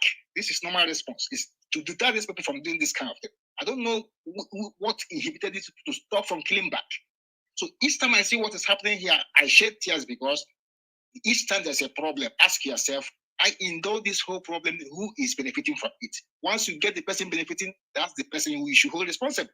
In this whole scenario, Europeans, British is the prime suspect here. Forget about Fulani here. Because they are using religion to manipulate both sides. That's what I say here, nothing more. Because it will not stop. They keep on doing this thing. That's why they created a system, they hand it over to the North.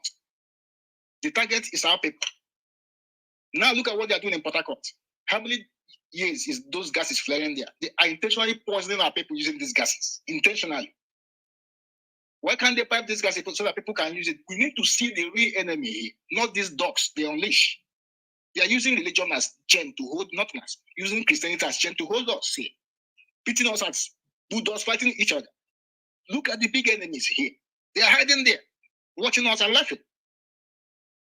Because each time I see this, and I see a lot of all this disconnected logic, it makes me crazy. Why can't we point out these demons here and leave them and we are fighting ignorant, blinded people? I just want to stop here, please, because this whole thing is making me crazy. Thank you so much. Okay, Ndidi, I see you. I just want to take Julie to. I think she had one more thing to say, and then we'll allow Dr. Justice to respond if he wants to respond to anything I said, and then Ndidi, you go next. Julie, go ahead, please. Julie, are you there? Yeah, I am here. Can you hear me? Yes, go ahead. Excellent. Okay. So the only other thing I was going to say is that there is a way forward, guys. And that's that we keep on pressing for Biafra, for Duduwa, Ariwa, and whatever it takes. We just keep on pressing. We don't need to do anything violent. We just need to organize. We just need to organize really well and keep improving on that and keep getting better. Our message is getting out. I don't want people to be despondent about it. If you look at history, you'll see that we've come far. Based on the where we started this struggle. So don't give up, guys. That's what we need to do. The other thing about Britain is that don't you think it's really odd? I mean, lots of us have been parking ourselves in front of Downing Street the whole summer, and they say nothing about it. Don't you think that's really weird? Don't you find it weird? And don't you find it weird the fact that the Nigerian government is reacting crazily the way it's reacting? So we are making a mark, but it just shows you how entrenched they are. They've had Brexit, they've messed up their economy, and at the moment they're going to really struggle to let hold of all these assets that they've been enjoying for hundreds of years for free. So we have to be resolute. We have to fight. We just have to keep on getting better and better. Stop this nonsense. If you're from the South, about if I'm not Igbo enough because I'm Anyoma and you're more Igbo than me. It's just rubbish. You're playing into the hands of the British. Okay. So that was the last point that I was going to make. Okay. Thanks, guys. Thank you. And Julie is also Anyoma, I believe. So yeah, I'm from Ahaba. Okay, great. I like the way you used the original name. Okay, Dr. Justice, if you want to add to everything that has been said. That is great. I like that. Ahaba is great. And you survived the massacre at Ahaba and still being strong is amazing. Well done. You can be, if you weren't Igbo, would they have massacred you? So that's the thing. So, of course, you're Igbo, more Igbo than most Igbos. But once you're Igbo, as far as I'm concerned. So we should stop all this divide and rule, which hasn't helped us. But people from Asaba fought for Biafra, and Biafra invaded Asaba and kept Nigerian division tied up in Asaba sector because of the infiltration. Achizie, after all, is from that part, and so on. But anyway, so it's been very interesting. Biafra invaded Asaba, because I think, is that what you just said? Yeah. During Biafra, there's a division of Biafrans. They went across the Niger to capture Italian oil drilling people and brought them back to Biafra proper, Biafra land. And anyway, that's another story. Let's move on. Let's ask some more questions. Well contributed. Thank you. All right, so let's go to Ndidi. Oh, hello, I'm Ndidi Uwechwe. I wanted to make a comment relating to somebody saying that we don't know why the Biafra War happened. When there's a war, you have loads of reasons. It's not just one. Even now, over 200 years after the Napoleonic Wars in France, people are still doing PhDs, masters, and even bachelor's degrees trying to find the reasons. So even after we're dead, 200 years later, people will still be finding reasons for the Biafra War, and it's not going to be one reason. That's number one. My dad resigned from a very good job in Paris at the start of the war to be a representative of Biafra. He was solely or nearly solely responsible for getting French support for Biafra. So, and he wrote a book, Reflections on the Nigerian Civil War, that was published in 1969. In it, my dad said something about no victor, no vanquished. Some months later, Gowon went and used it in his speech. It's not my dad. So my dad wrote it in his book before Gowon used it. So Gowon must have read the book. But no victor, no vanquished is an old British saying.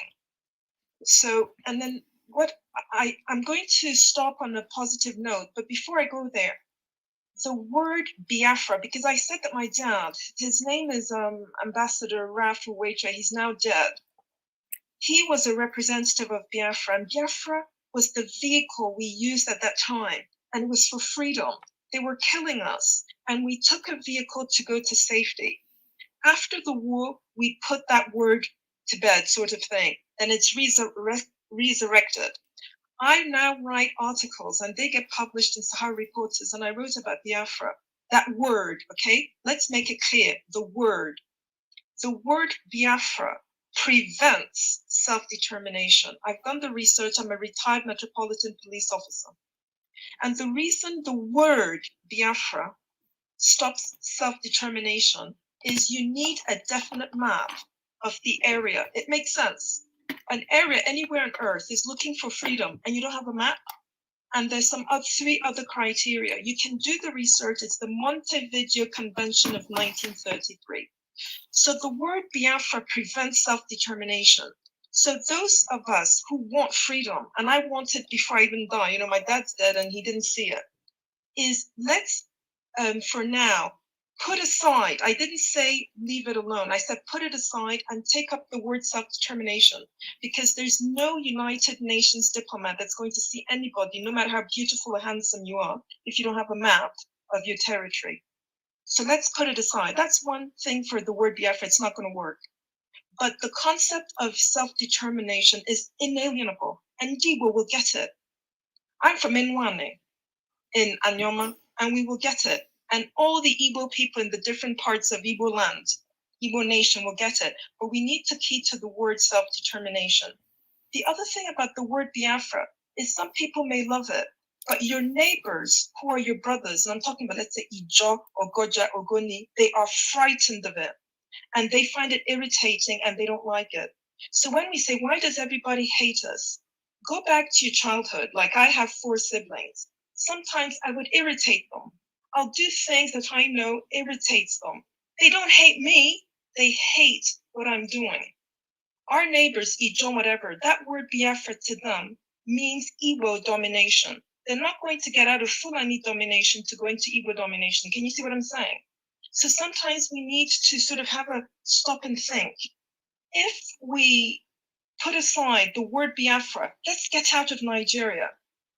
If we want, we can take another 1,000 years talking about Biafra or Igbo nation on the internet. It's not going to go anywhere. We are all in the same cage. Igbo are in the same cage as Ijo, as Yoruba, as Tiv. We're all in the same cage, which is put on us by the 1999 Constitution, which is a forgery. You can do the research. As I said, I've written a lot about it. Let's get out of here. So we have actually made an alliance with the Middle Belt and the Yorubas. I'm the signatory, number 24. If you go down to the notice of the constitutional force majeure that was declared on the 16th of December 2020, I asked to be it. Remember, I told him a police officer, British, London, so it's not the yeye of some countries, the proper stuff. So I did my research. I'm a signatory, I'm number 24. So let's get out of here. I want us to get out of here, middle-aged. Let's get out of here. And then when we get out of here, we can decide democratically what name we want for Igbo Nation. And then Igbo Nation can decide, do we want to go alone or do we want to be like a confederation? There's so many models. Even if we have a confederation, let's say, look at the United Arab Emirates. When I was in my 20s, they were talking about Abu Dhabi and Bahrain. Now they're talking about Dubai. And they seem like different countries. I've not yet done the research on that. So we could perhaps have something like that. So if it's South, South, and Southeast together, yeah, let's say we are able to escape together, Igbo would have, let's say, their own province. And it could be like, like UAE. You see what I'm saying? So these are things that we can think about at the time. And we need to remember that this is now the 21st century. You can't have tiny, bitty little countries. United Nations will not allow it because you need a nation that isn't going to be dependent on aid. And there are experts in political science that we can go to for advice, things like that. But for now, please, let's get out of Nigeria. And the way we can do it is through this NINAS movement. It's an alliance, Middle Belt and Yoruba. It's teamwork. Let's get out of this thing. When we get out, then we can make the decision of what else to do. So that's really what I want to say. And I just want to let young people know, this NINAS movement is real. There's no way, I'm not born in Africa. It's my parents who have Nwane heritage. So everybody's running out of Nigeria. I'm running inside. Yeah? So I'm running inside because I want to help and I want young people to have the wonderful kind of life that I have.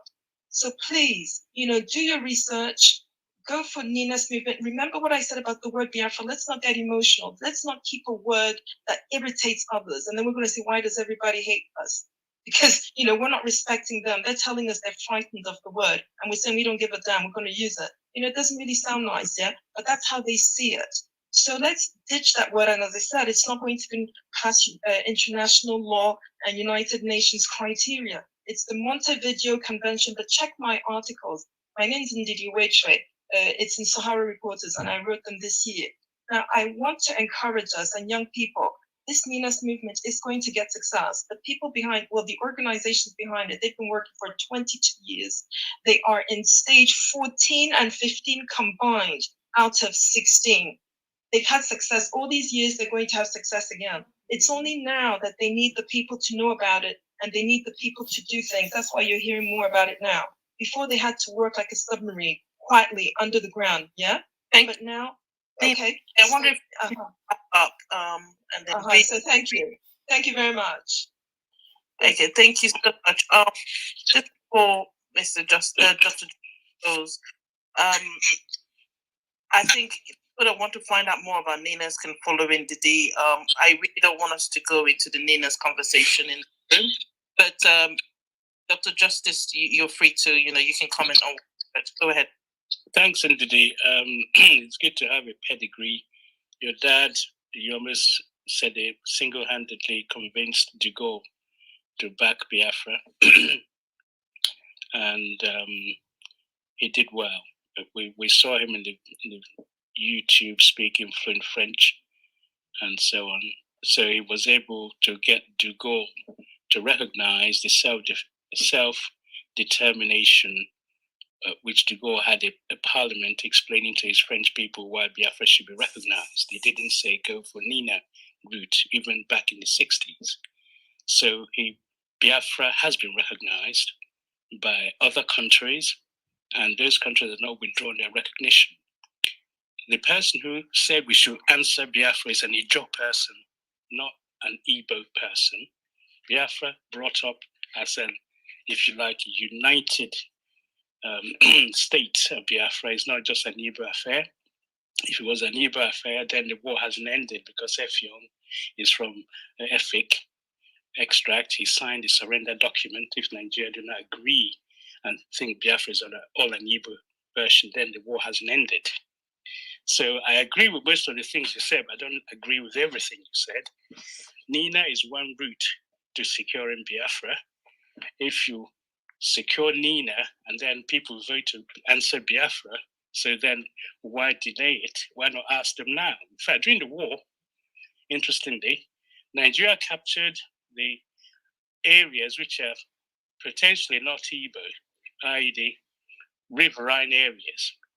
The argument then, I'm sure your dad might be one of those who argued that if you think they're not Biafran, why don't you have plebiscite and ask them, people from this riverine area, do you want to be Biafra or do you want to be part of Nigeria? Why didn't they put the plebiscite? Because they know those people, just because during the pogrom they were also killed, yeah, they are more Biafran than the Biafrans you think they're Igbos, yeah? So Nina has this route to securing our freedom. Good luck to them, but also we mustn't forget the historicity behind Biafra. So I agree with most of the things you said. We need to get out of here. But I just wondered whether the only route is through Nina. And they came and drew lines and said, from now on, you're a riverine area, you're south, southeast, east, east, west. And nobody had any referendum. Nobody agreed about the plebiscite. Nobody decided where the line should have been drawn. And we're agreeing with it. So it's really our fault in agreeing to be divided. So it's time we said, this south, south, south, south, south, south, south doesn't exist. Not even on cardinal points or compass. Why should we agree with it? Okay, so I understand what you're saying, but if somebody hates your name, do you then jettison your name just to appease them? The answer is no, of course not. They just have to get used to your funny name, and I would say lump it to them, to be honest. Biafra is here to stay. It was been there, an ancient map. You're not going to get rid of it that easily. So that's my take on it. People didn't die for nothing. Our friends, and they will friends until the world gets used to it. Thank you. Exactly. Sorry, can I just make a comment behind that? Thank you so much. You just took it off me. I was going to say the word Biafra does hold a lot of, it does uphold a lot of things behind the name. And I think for me, with the argument about whether people like it or not, it's not the argument I want to look at, because it's not up to them. They didn't lose 3.5 million people, and 3.5 million people didn't die from their area. And also, is what's the name to you? I mean, it's personal to me, and I wouldn't want to see giving up the name just because, or people are frightened by it. No, that's who I am. I'm not here to rob your ego. We've done that for years and years and years. We've lived off people's shadows. Our parents didn't want to talk about it because they were scared. I know personally, my dad wouldn't talk about anything that has to do with the war because they wanted to move away from the name. But has that made us any better? Have it stopped people from thinking about what they want to think about me as an Igbo person? It's for us to embrace who we are. I mean, even it's like saying Fulani headsmen are killing people, so therefore a Fulani person shouldn't be a Fulani person or should disown the name Fulanis because some people, no, they're very passionate about who they are. And that's the passion that drives every other thing we can discuss. And like Queen Sheba said, it's not Nina's talk, but there are lots of questions around what you just said, and also what we've seen people query or question about the maps that Nina's has also put up. So there is a lot to talk about, but I do agree with the basic thing. Let's get us out of all of this contraption. Thank you very much. So just one thing before we carry on. I know that I see Matt flashing and a number of people. This conversation, as we've said, is Igbo Nation. We're talking about the 1966 Igbo pogrom with Dr. Ukachi Lewis. If you're not following the club, please follow the club so you're notified. we will be bringing the conversation to a close pretty soon, but we'll also give everybody on stage an opportunity to speak. Hopefully, we'll set up another room, which will be a part 2. I do understand the need that Ndidi came up to say about a solution, and like Dr. Justice said, there are several ways to get to freedom. A lot of people are passionate about Biafra, and also some other people are passionate about Nina's. So I don't want this conversation to go into Nina's basically talk about Nina's here, but I thank Ndidi for coming up to talk about a particular a solution that she sees fit, but also other people do have contrary views, but we welcome everybody's perspective. So thank you, Ndidi, and thank you, Gogo. So I'm going to go to Max quickly, and then we'll go to Enyi, and then Ifoma. Oh, Queen Shepa, you keep skipping me. Yeah, mine's just a reaction. So Okay, hold on one second. Who said I keep skipping that? Uche. Okay, Uche, we'll come to you in a minute. Yeah, Ifoma, please go ahead. Just do your reaction, and we need to go to Enyi and Max. Go ahead, and then Uche. Yeah, it's just a little bit. I'm in agreement with what Gogo said. I wanted to emphasize, for me personally, I would speak for myself, and I know a lot of Igbo people also have this mentality. I don't want a Biafra with non-Igbo people simply because you're just going to be creating another Nigeria. So what's the use of leaving Nigeria to go create another Nigeria? So the word Biafra is there towards the Igbo people in general. This is a problem for our community. Our parents did the same thing, and it seems like those trying to fight for us are repeating that same mistake, which is trying to appease those that have non-Igbo ancestry and disregarding the feelings of their Igbo people. Because when you tell Igbo people to disregard the word Biafra, you're pretty much telling them to disregard the people that sacrificed for that country, the Igbo people that died for that country. That word specifically is very, very, very extremely dear to the Igbo people. And that's what the reason, that's the thing that our people connect to us. And from what I understand, that's also something that unified us as a community. So to say that for us to disregard it is, again, disregard the feelings of our own community, aka the Igbo people, just to appease those of non-Igbo ancestry. If those that are non-Igbo don't like the word Biafra, that's fine, that's cool. They can create their own nation's name.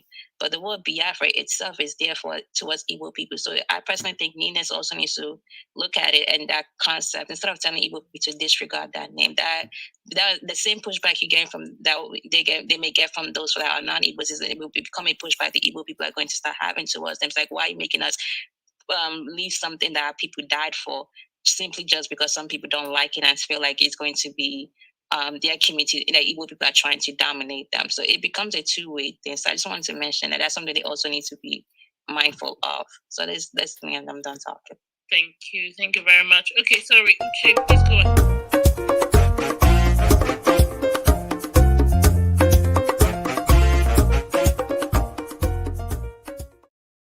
Again, we still have this conversation to have. I know it's very hard, but it's good we have these hard conversations, because the more we keep closing it and refusing to talk about it, the more it stays, it matures, and it will never leave our space. The war ended the genocide ended in 1970, January 15th. And efforts were made to wipe off the name Biafra from everything, including the bite of Biafra that is just by the Atlantic continental shelf there. And they changed it to bite of Bonny. They removed the history, they removed everything, but it has never died. The sentiment is even stronger today. There was a particular documentary I watched called The Ghost of Rwanda. And Rwanda today was able to overcome because they had to assume this ghost, interrogated with the past, and they're able to move on. In as much, I'm not saying they've solved all their problems, but at least they've started from somewhere. You know, there is a Jewish man called Eddie Wiesel. I think Eddie died in 2016 or so. And when he went on to piece together every document about the Holocaust, and he came up with this book, Never Again. He's a Nobel laureate as well. And he said that he did that so that people can understand what's happened. Because it's only by the time we understand what happened that we'll be able to give solidity to the words never again, which is Ozemena.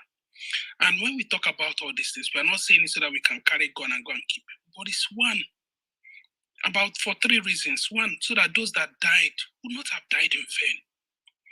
2, to make us to understand the context, the place we are at the moment, how you are being seen or how you are being taken by the Nigerian state, by our neighbors. And number 3, to make sure that we don't repeat the mistakes of the past. Our parents have been unable to talk. They're traumatized. It's easier forgotten. Anytime you ask them, they'll just pause, sigh, or take a deep breath and say, Aga Joka. My father never told us anything. But it's something that we have to dig out. I remember when I was 10 years old, that was when I read The Nigerian Revolution and the Biafran War by Alexander Maduebo, who was the commander of the Biafran army. And there he detailed how he escaped. He actually escaped in the tank of a lorry. They had to build a second tank, and he soaked himself in water. So it was as if the trailer had 2 tanks. That was how he escaped from the north. You can imagine yourself being tucked in a little drum under a car, soaked in water. It's terrible. And whenever I discuss with people, I tell them, don't bother. Pick up anybody's account. Pick up about 2 or 3 accounts. You have a moment of epiphany. The truth will visit us. And we'll understand and see all these things. I've listened to Dr. Justice speak on this issue. And I would really want in the second edition, if he's able to come, to tell us about the experiences of those that actually, the movement itself, when we are running back to the east. The story is quite gory. But we have to tell those stories. We need to be broken. We need to cry. We need to get angry. We have to pass through all stages of grief for us to be able to understand what happened. And for us as a people to forge ahead together, unite together by our sufferings or by our past experiences, and look back at the face of these people that died. Because in many places, go to places, there's no family that didn't lose 1 or 2 persons in the war. There are so many unmarked graves. There are so many empty tombs in many people's places. It's there. And we owe this duty to the dead. Then the last thing I would say, which I've also started doing, I will do more of it this December too, is for us to, people lost people. Every family has a story. Just carry any notebook. Walk up to anybody. I know they won't want to say, but can they tell us, did anybody die in your house? Mama, what's the name of the person that died? How old was he when he died? Can you remember what happened? It could be that we are at the market and they started shelling and we didn't see him again. That's enough, even if you don't hear again. Because if we don't document all these stories and gather it together like Elie Wiesel did for Israel, it will be very hard. It will be as if these are fable tales. Let us begin to give faces and names to all these numbers. The 3.5 million is not just a statistical exaggeration. No, these are actually people's brothers, fathers. These were actually those children whose mothers were shot when they were still being suckled. This was the man that went to the train station but couldn't get home.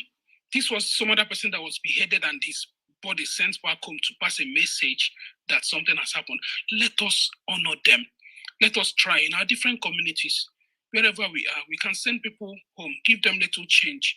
Let them go and interview 5 or 10 people within your tiny hamlet. Let us get down all these names. Let us begin to assemble them. Let us begin to build memorials for them. Until before the 5 idiots in the southeast that call themselves our governors will come to their senses one day to declare at least May 30 a public holiday for a start.